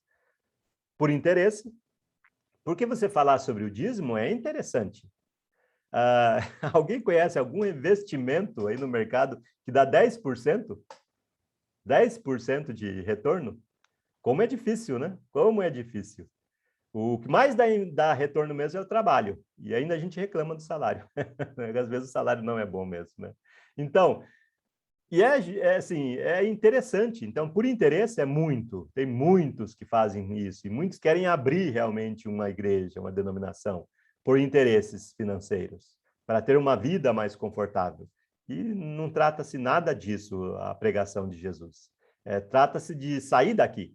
É essa a pregação de Jesus, basicamente, resumindo, né? Usando as coisas que nós temos aqui para sair bem daqui.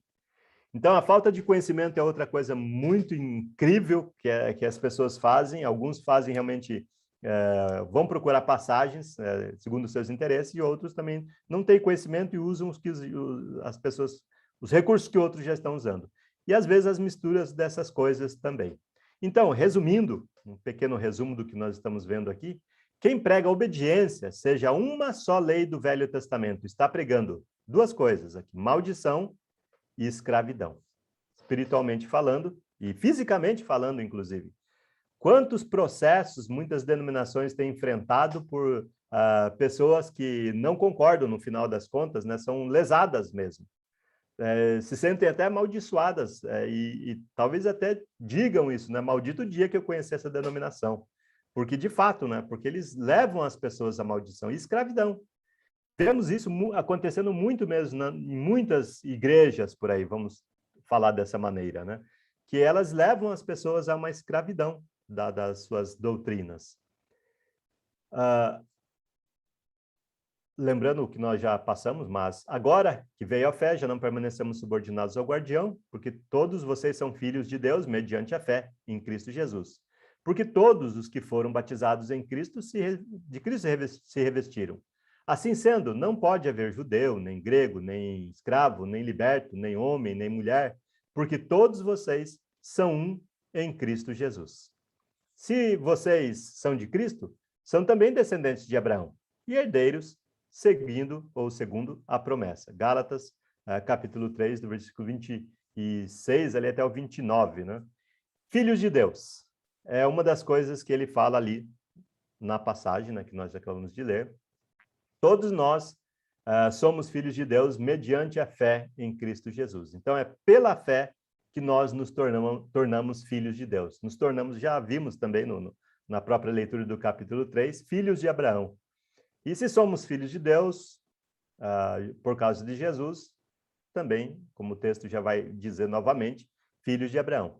Então, lembre-se quando Jesus foi batizado.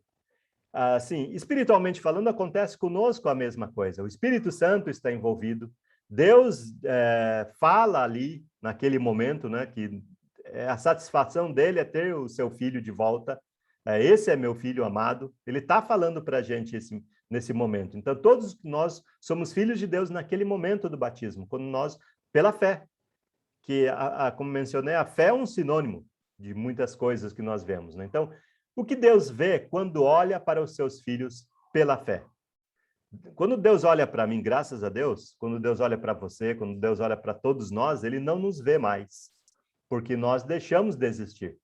Deveríamos ter deixado de existir mais ainda, né? Vivemos ainda, até Pedro fala aqui, devemos santificar a Cristo em nosso coração e estar pronto para responder a qualquer que pedir razão da esperança.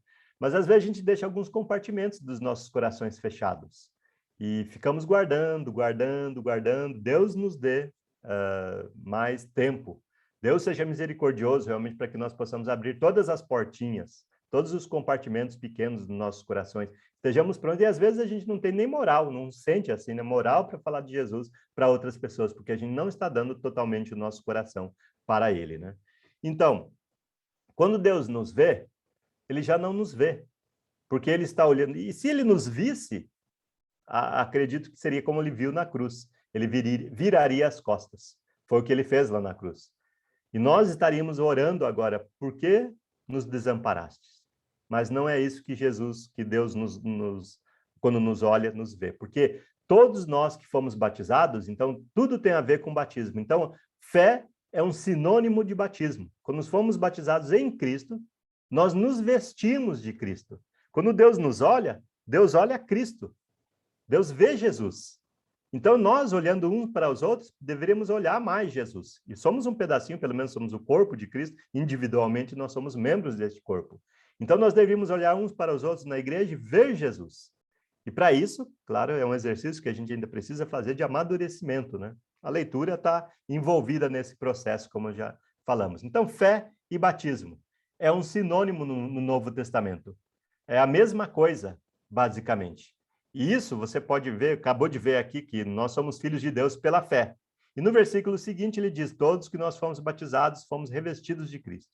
Então, fé e batismo é um sinônimo. E não é um lugar exclusivo aqui, que fé e batismo é um sinônimo. Quando nós vemos lá em Atos, capítulo 19, a gente vê claramente esse sinônimo.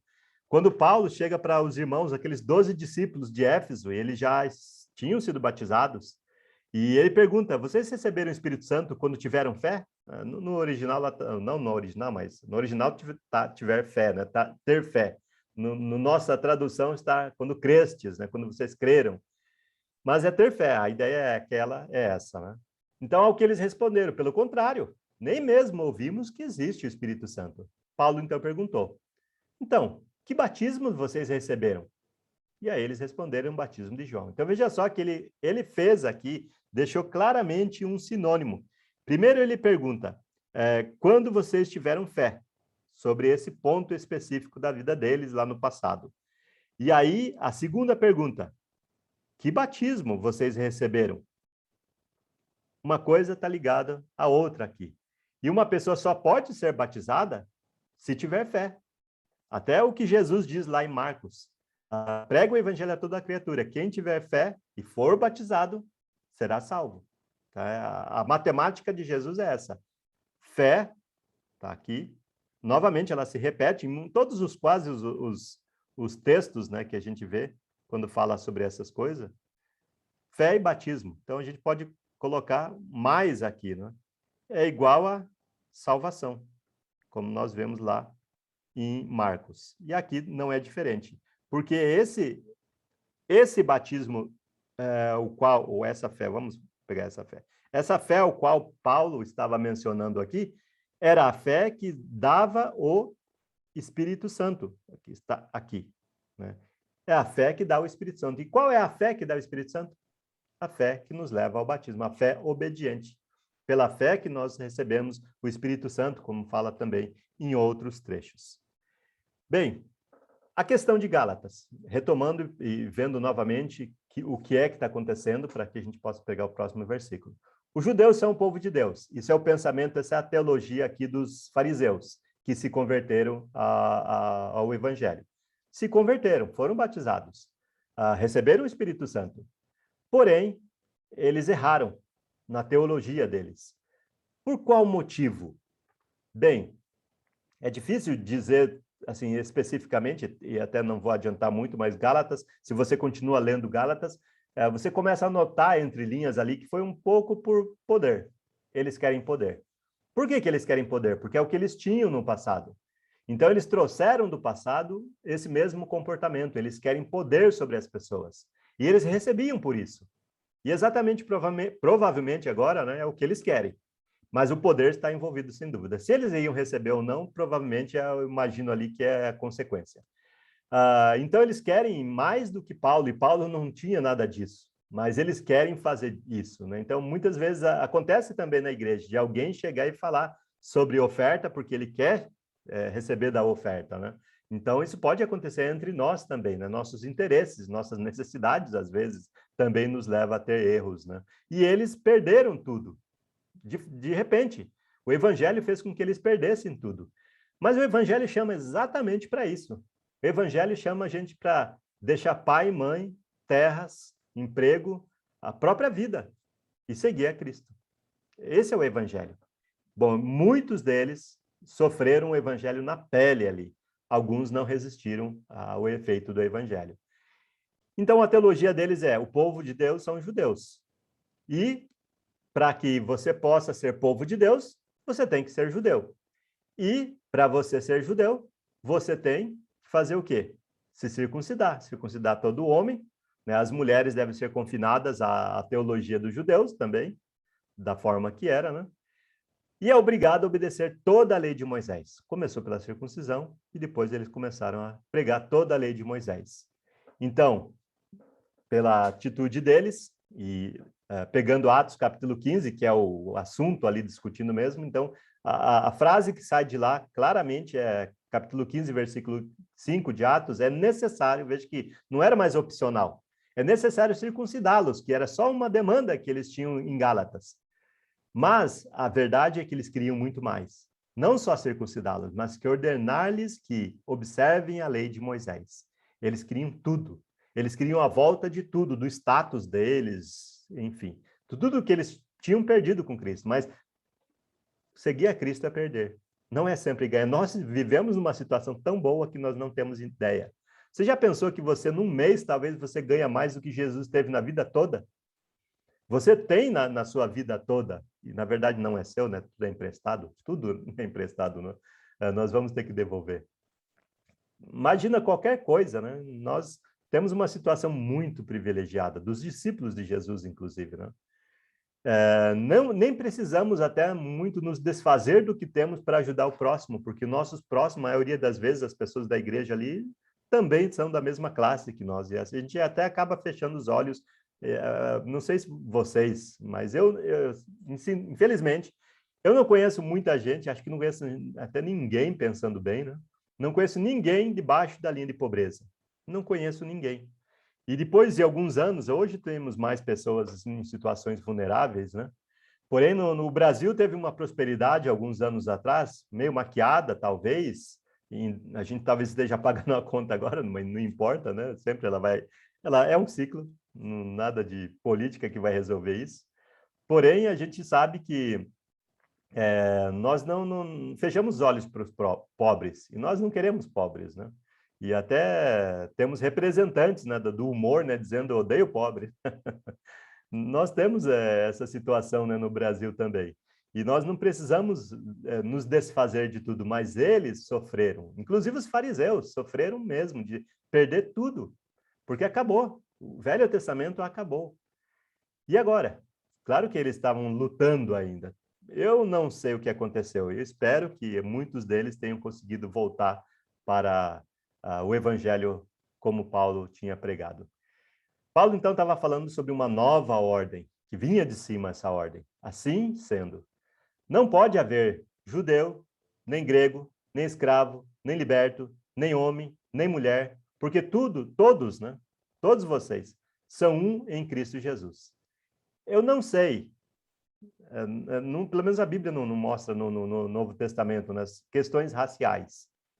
Raramente a gente consegue identificar alguém até quanto a questões raciais. Nós temos os samaritanos, mas não são necessariamente questões raciais, cor de pele. Mas hoje que talvez é um assunto que a gente tem que levantar na igreja. Talvez a nossa cultura é um pouco menos, mas existe. A gente tem uma questão racial velada no Brasil e que a gente precisa, às vezes, falar sobre ela também na igreja. E precisamos usar, por exemplo, como Tiago mesmo fala, e acho que Gálatas também fala, né, sobre a questão financeira. Nós não devemos nos apoiar na questão financeira. Se você tem recursos, não se apoie nela, não é seguro, nada é seguro, se apoie na sua fé. Tudo, até Martin Luther King, provavelmente vocês conhecem até a frase que ele diz: tudo que eu tentei segurar com as minhas mãos, e essa é uma verdade da vida, né, eu perdi. Mas tudo que eu coloquei nas mãos de Deus, eu tenho até hoje. E vou ter para sempre, né? Todos nós vamos ter para sempre.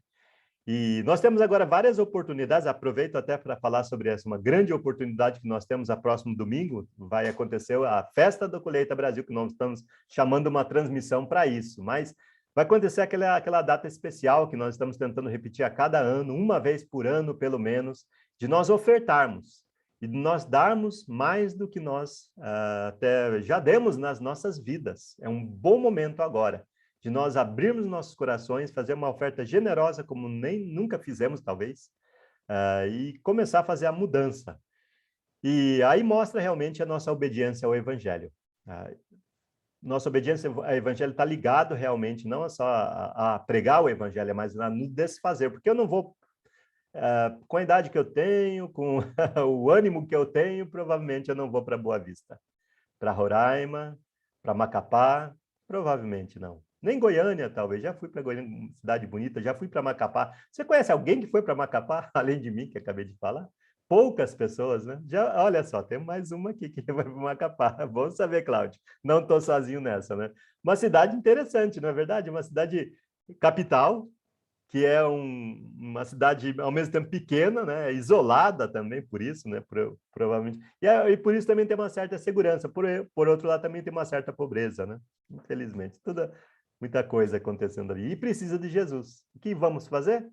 Vamos ofertar, vamos nos fazer valer o Evangelho. E não vamos fazer acepção, inclusive, nessa questão. Não tem nortista na Igreja de Cristo, não tem nordestino, não tem do sul, não tem do sudeste. Todos nós somos um em Cristo Jesus. E vamos continuar pregando isso aqui, não precisamos pregar mais sobre isso aqui. Então, estamos falando agora sobre o nosso contexto. Naquele contexto lá, tinha judeu, tinha grego, ainda tinha escravos, tinha outros que ganharam a liberdade, compraram a liberdade, né? Paulo mesmo, ele nasceu com um status de romano, por exemplo, né? Então, ele tinha um status até, e Deus escolheu, claro, com a dedo mesmo, para poder passar pelas fronteiras. Então, não tem romano mais. Agora ele está pregando também para os romanos, e como romano, e talvez até por isso Deus escolheu ele para ele ter acesso a pessoas, e ele teve acesso. Ele usou todo o seu acesso para servir a Deus. E é o que nós devemos fazer, usar todo o nosso acesso para servir a Deus. E temos oportunidades. E Jesus predisse isso. Lá nos evangelhos está exatamente isso que nós estamos lendo aqui. Produzam frutos dignos de arrependimento, disse Jesus para os judeus.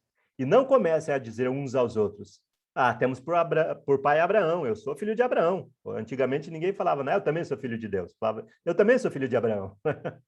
Porque eu afirmo, disse Jesus a vocês, que Deus pode fazer com que destas pedras surjam filhos a Abraão. Então, nenhum de nós tem vantagem nenhuma por estar em situação nenhuma.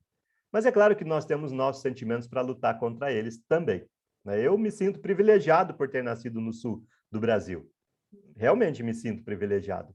E tenho uma situação muito confortável, mais do que eu mereço. Eu fico até questionando Deus. Por que Deus? Eu acho que Deus responde através de assim, situações como a de Paulo e outros, né, para que nós possamos usar tudo isso para servir a Deus. É isso. Se não for isso, para onde eu vou levar tudo isso? Para onde nós vamos levar tudo isso? Então, eu até tenho pensado bastante sobre isso, né? Até tem um ditado que eu já falei várias vezes, meu filho já que ouviu várias vezes. É um ditado chinês que diz, não vou deixar herança para os meus filhos, porque se forem trabalhadores, eles não precisam. Se forem vagabundos, não merecem. É interessante, né? Já falei bastante, acho que meu filho já ouviu essa frase várias vezes, né? Então, eu penso realmente nisso, né? Nós tivemos uma situação que muitos dos nossos irmãos faleceram recentemente pela pandemia, né? O que eles deixaram? E eu fiquei pensando nessa oportunidade, falei, se eu falecer, o que eu vou deixar? Então, eu tenho pensado sobre isso mesmo, né? Eu vou deixar alguma coisa significativa, né? Eu acredito que nós temos, hoje em dia, muito mais do que já tiveram, inclusive nós aqui no Brasil. Nós temos uma riqueza incrível que podemos deixar para o bem da igreja, inclusive, né? E claro que aí você tem que escolher para quem qual congregação, talvez, ou trabalho que está sendo feito, né? Então, e tem sugestões também. Tem muitas necessidades. Em Belo Horizonte mesmo, por exemplo, tem um lar, né, que cuidam de crianças, é uma grande opção, né, que a gente pode ver a diferença acontecer em poucas vidas, mas vale a pena, uma vida, eles estão lá para salvar uma vida. É tudo o que precisa, né? Tudo o que nós precisamos realmente também. Então, Jesus, e o que Paulo está dizendo, nada é diferente do que Jesus já tinha dito. O Evangelho também já nos iguala. O nascimento, ele nos separa. Nós somos diferentes. Eu tenho cor de pele diferente, apesar de ter nascido no sul do Brasil, né? Eu tenho uma pele diferente, né? Assim, do Brasil, inclusive do sul do Brasil, né? Apesar disso, eu fui criado, eu não me sinto assim, eu não me identifico com a minha cor até, pelo lugar que eu fui criado e tudo mais, né? Mas na igreja não tem nada disso. Na igreja não temos nada disso. Se você tem alguma vantagem, Deus pode pegar uma pedra e ultrapassar você. Até se você não falar de Jesus, Deus vai pegar uma pedra e vai fazer ela falar.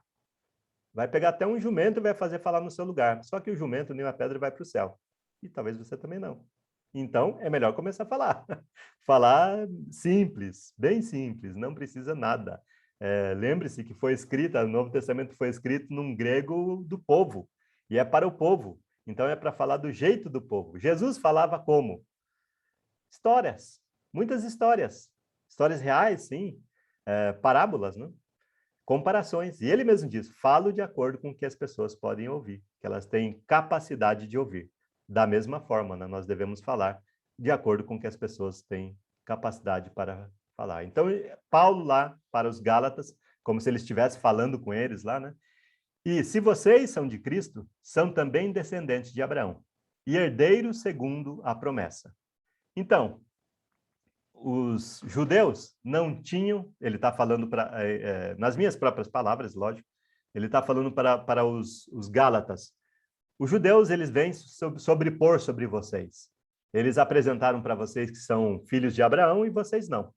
Mas, na verdade, quem são filhos de Abraão são vocês, porque vocês são de Cristo e são também descendentes de Abraão pela fé. E Abraão é da fé, Abraão não é da lei. É isso que ele está dizendo nesse pequeno versículo, e que nós já lemos também no capítulo 3. Então, não é nada novo aqui que ele está falando no versículo 29. Bem, acabou essa minha primeira parte. Eu gostaria de pegar uma outra parte aqui também. Temos 18 minutos. Eu espero que seja tempo suficiente para falar sobre uma outra coisa, não coisa exatamente, mas aqui vou usar essa forma de apresentar. A graça em Gálatas. Gálatas apresenta a graça. Então, nós vemos a graça o tempo todo aqui, ele falando sobre a graça desde o começo até o fim. Ele fala sobre a graça. O que é graça? Não é ser engraçado, lógico, a gente sabe disso. É bem que pode parecer também, né, que ser engraçado é a mesma coisa que graça, mas não é. Não é isso. Mas é muito mais do que nós podemos compreender, pode ter certeza. Por isso, o Senhor espera para ter misericórdia de vocês e se levanta para se compadecer de vocês, porque o Senhor é Deus de justiça. Bem-aventurados todos os que nele esperam, porque o povo habitará em Sião, em Jerusalém.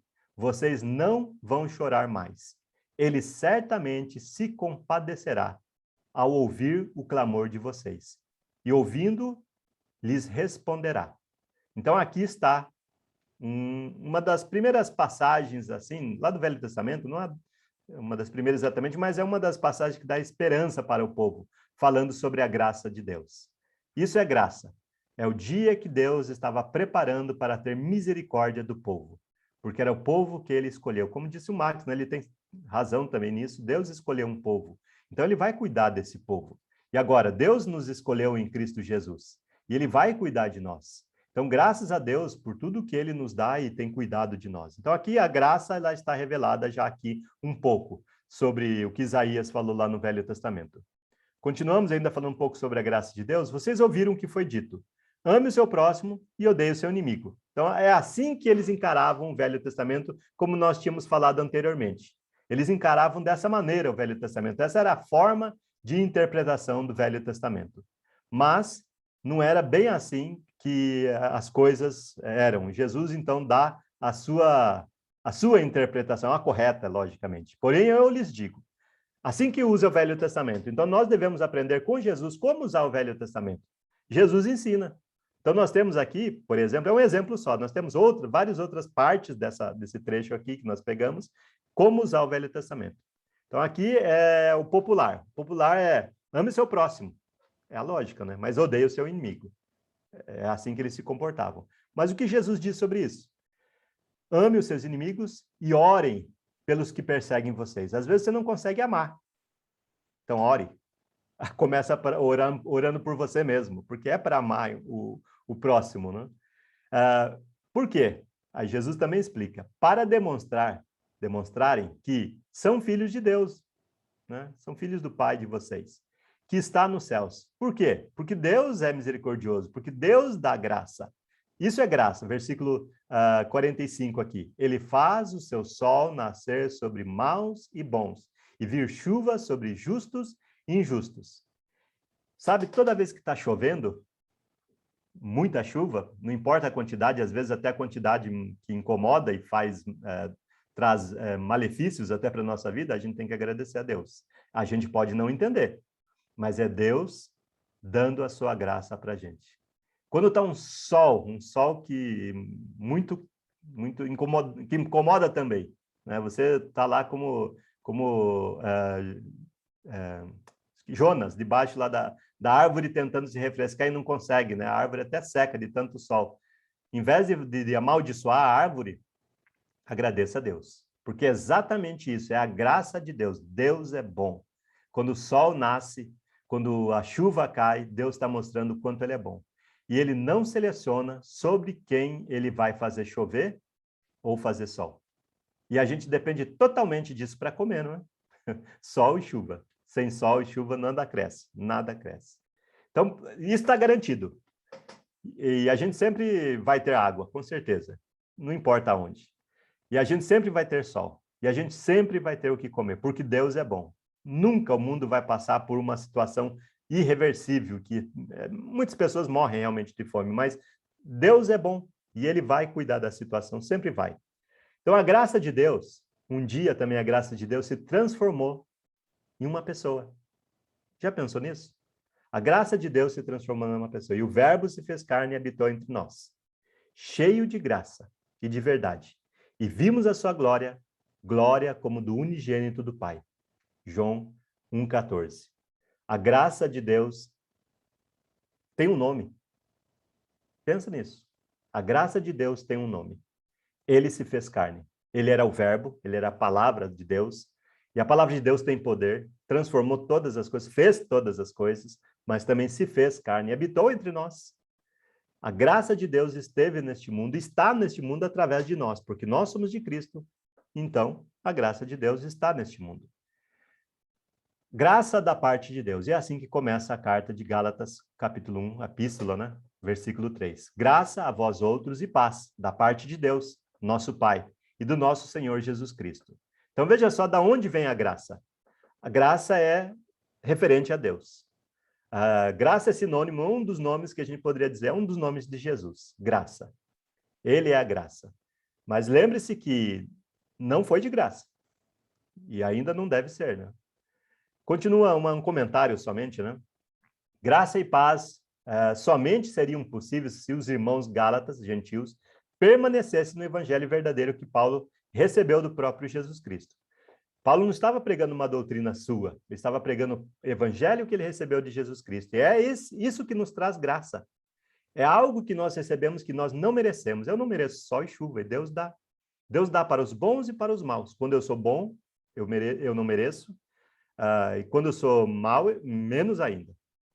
Se eu sou bom, eu nasci para ser bom. Nós sabemos disso de Efésios, né? Somos salvos pela graça.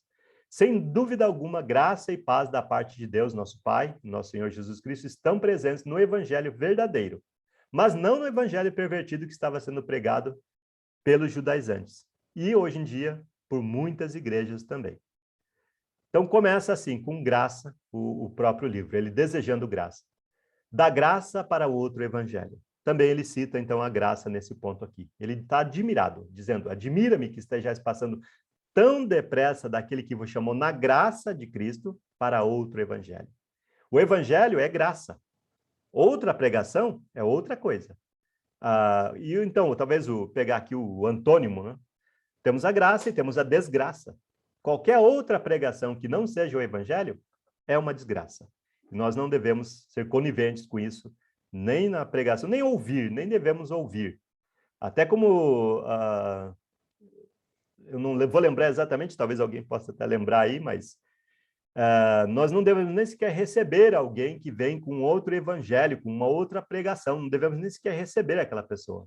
E eu digo mais, não devemos assistir, não devemos ouvir no rádio, não devemos dar audiência para esse tipo de mensagem.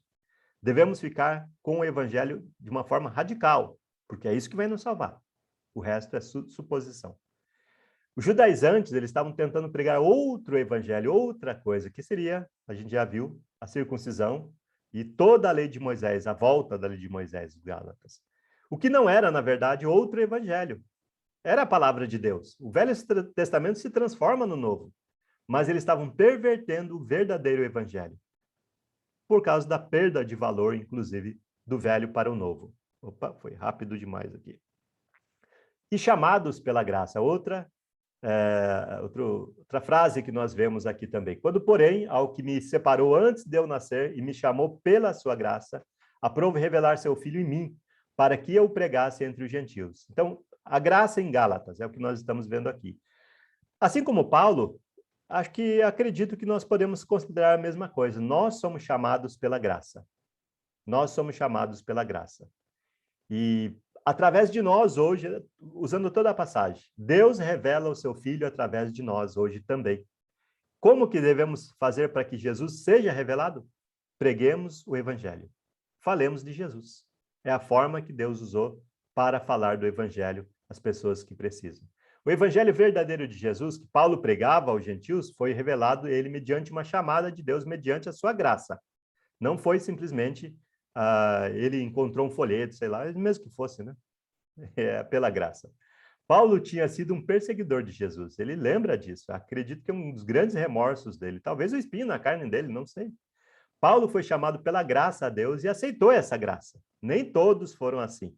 Houve outros judeus que se converteram como Paulo, e você viu a história que é o que nós vemos aqui, a própria epístola de Gálatas. Então, outras palavras, os gentios tinham o evangelho verdadeiro, que é do Espírito, né? E eles estavam sendo agora levados para a carne, o Velho Testamento.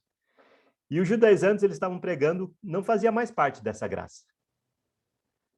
E outra frase tirada aqui dentro de Gálatas, falando sobre graça, é a mesma graça.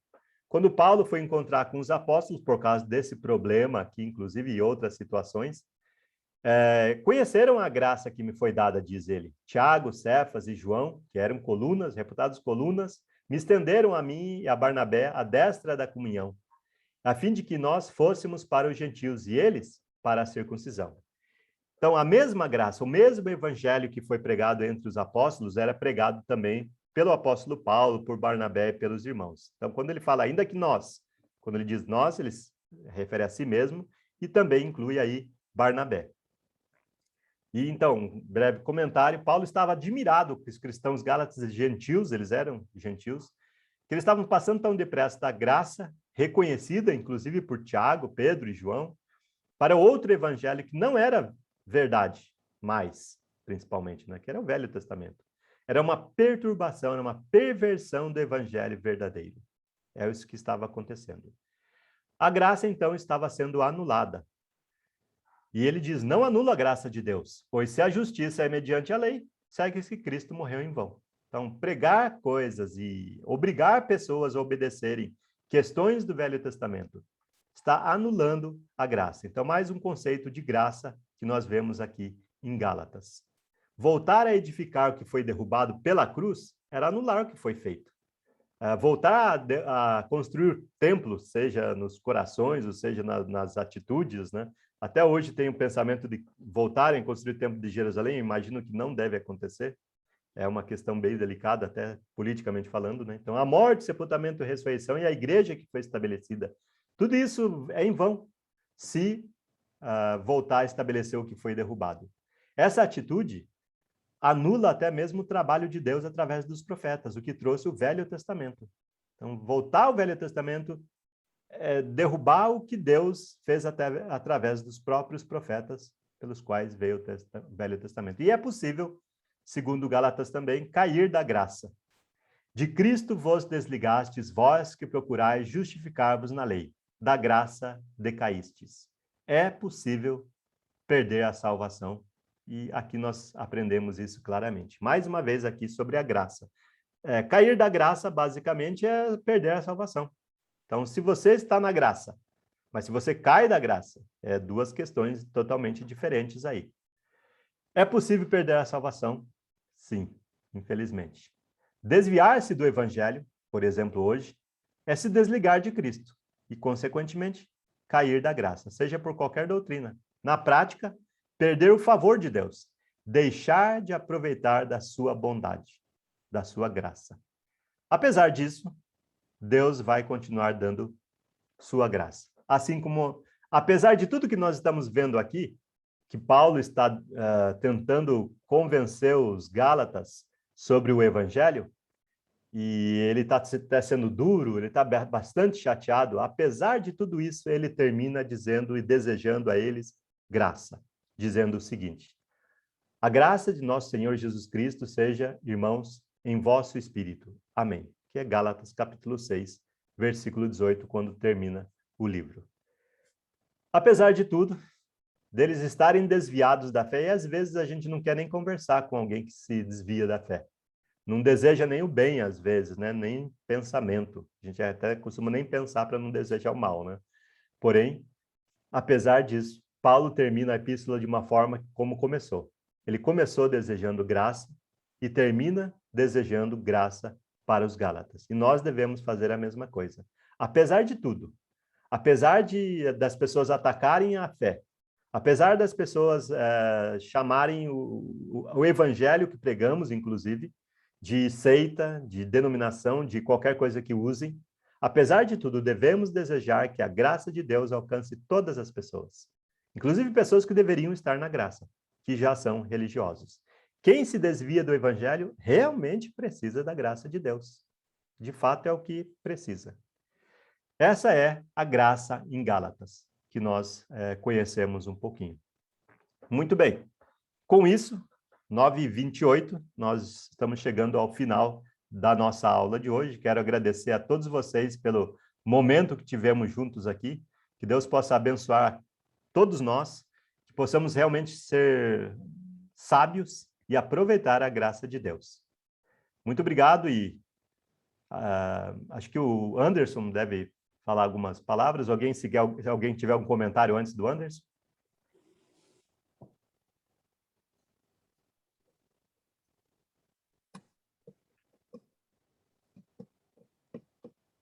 Então, Anderson. Sim, muito bom. Deus continue abençoando. Amém. E que nós possamos, né, também continuar alimentando a nossa fé, né, e permanecemos firmes nessa caminhada, né, e estudar, né, conhecer, refletir na palavra de Deus é sempre bom, e isso nos ajuda demais, né. Então, é muito bom. Eu fico aqui viajando nas ilustrações que o João coloca, e o gostoso é que nos faz refletir na essência da palavra de Deus, né? Então, que nós possamos tomar isso, né, para nossas vidas, né? Então, vamos, se ninguém tem mais nenhum comentário, vamos orar a Deus, agradecer por essa noite, por esse momento de estudo. Oremos. Senhor Deus, Pai soberano, Deus amado, Deus de graça e misericórdia, te louvamos, te adoramos, te agradecemos pelo o Senhor ter nos enviado a Jesus Cristo, por ele ter morrido na cruz por nós, por ele ter trago, Pai, essa redenção diante do Senhor. Muito obrigado pela sua palavra, muito obrigado por nós termos essa obra completa e podermos estudar, poder consultar os nossos conselheiros espirituais, assim, ó Deus, aprendendo, entendendo, conhecendo a verdade do Senhor, a vontade do Senhor, e poder, ó Pai, demonstrar essa verdade, esse amor a outras pessoas. Muito obrigado por isso ter chegado até nós e que nós possamos ter esse zelo, esse cuidado, esse carinho para também levar ao próximo. Pedimos que o Senhor abençoe a cada um aqui, abençoe o nosso irmão João, que está transmitindo esses ensinamentos, e eu peço que o Senhor nos ajude a cada dia na nossa caminhada. Oramos e agradecemos no nome de Jesus. Amém, ó Pai. Amém. João, Pois não. tá aí ainda? Sim. Ok. Queria te fazer uma pergunta. Pois não. A semana passada eu participei, mas só no finalzinho eu estava aqui. Eu tive que sair. Eu queria te perguntar a semana passada, aproveitar, vou perguntar hoje. Voltando para Gálatas, capítulo 2, versículo 8, fala: pois aquele que operou eficazmente em Pedro para o apostolado da circuncisão, também operou eficazmente em mim para com os gentios. E quando conheceram a graça que me foi dada, Tiago, Cefas e João, que eram reputados colunas, estenderam a mão a mim e a Barnabé, a destra de comunhão, a fim de que nós fôssemos para os gentios e eles para a circuncisão, recomendando-nos somente que nos lembrássemos dos pobres, e o que também me esforcei por fazer. Uma pergunta que eu gostaria de saber, não sei se biblicamente tem uma resposta que possa ser dada, mas nós vemos que eles falaram que, ok, Paulo, você pode ir e pregar para o pessoal lá que eles não precisam serem circuncidados e, com certeza, não precisam seguir a lei de Moisés, inclusive não precisam guardar o sábado, porque eles não têm essa tradição que nós temos. Agora, a pergunta é, e eles, os judeus, os apóstolos, será que eles continuaram pregando o batismo em nome do Pai, do Filho e do Espírito Santo, mas que eles necessitavam também circuncisão, que eles, ou pelo menos podiam continuar circuncidando, que não tinha problema algum, ou que eles também poderiam guardar o sábado, porque era uma tradição e que isso também não teria problema nenhum. Então, eles guardariam o primeiro e o sétimo dia, talvez por isso que nós temos 2 dias de descanso, sábado e o domingo. E não, é uma pergunta, qual que era a pregação deles no final? Desculpa, mas... Não, sem problema. Olha, o que eu vejo, assim, entre linhas, não temos todas as informações, mas o que eu vejo mesmo é que eles ainda mantinham algumas coisas, não por fé, mas por necessidade de... me fiz judeus para com os judeus, o apóstolo Paulo, por exemplo, falou. Ele circuncidou Timóteo, mas já Tito ele não circuncidou. Interessante, né? Que já situações, claro, diferentes ali, mas algumas vezes ele precisou realmente continuar agindo como judeu. Né? Ele se fazia em algumas situações. Eu acredito que, principalmente, os apóstolos que ficaram em Jerusalém, muito mais ainda. Acredito até que realmente eles se encontravam no sábado e talvez passavam para o domingo, né? Até o culto deles, eu não sei. Eu imagino que era muito difícil deixar de tudo aquilo. Principalmente em Jerusalém. Claro que aí muita coisa eu estou imaginando e sem recursos para te responder tudo, mas de fato, no começo a igreja era composta só por judeus. E acredito que o Espírito Santo foi muito paciente, né? E foi aos poucos, inclusive em Atos capítulo 10, a gente vê isso, que Pedro fala, eu não vou me aproximar daquele homem, daquele incircunciso, né? Eu não vou comer uma coisa incomum e imunda, antes ele falava, né? E aí ele precisou 3 vezes, pelo menos o Espírito falando para ele, Deus considerou puro. Não considere você coisa como... 3 vezes. O apóstolo Pedro precisava 3 vezes toda vez, né? É o galo, é Jesus perguntando, me ama, né? Novamente Espírito Santo, interessante, né? Não sei o que significa isso, mas acho que 3 vezes é o suficiente, né? Como a gente fala para o filho, né? Ó, vou contar até 3. Mas eu acho que muita coisa ainda foi mantida, não por fé, mas por tradição. Ok. Valeu, João. Muito obrigado pela resposta. Obrigado você pela pergunta. Muito obrigado a todos. Boa noite a todos. Deus abençoe. Nos vemos na próxima segunda, então, na aula de Gálatas. Amém. Amém. Obrigado, boa noite a todos. Boa semana. Fique com Deus. Boa noite. Obrigada, boa noite a todos. Obrigada, João.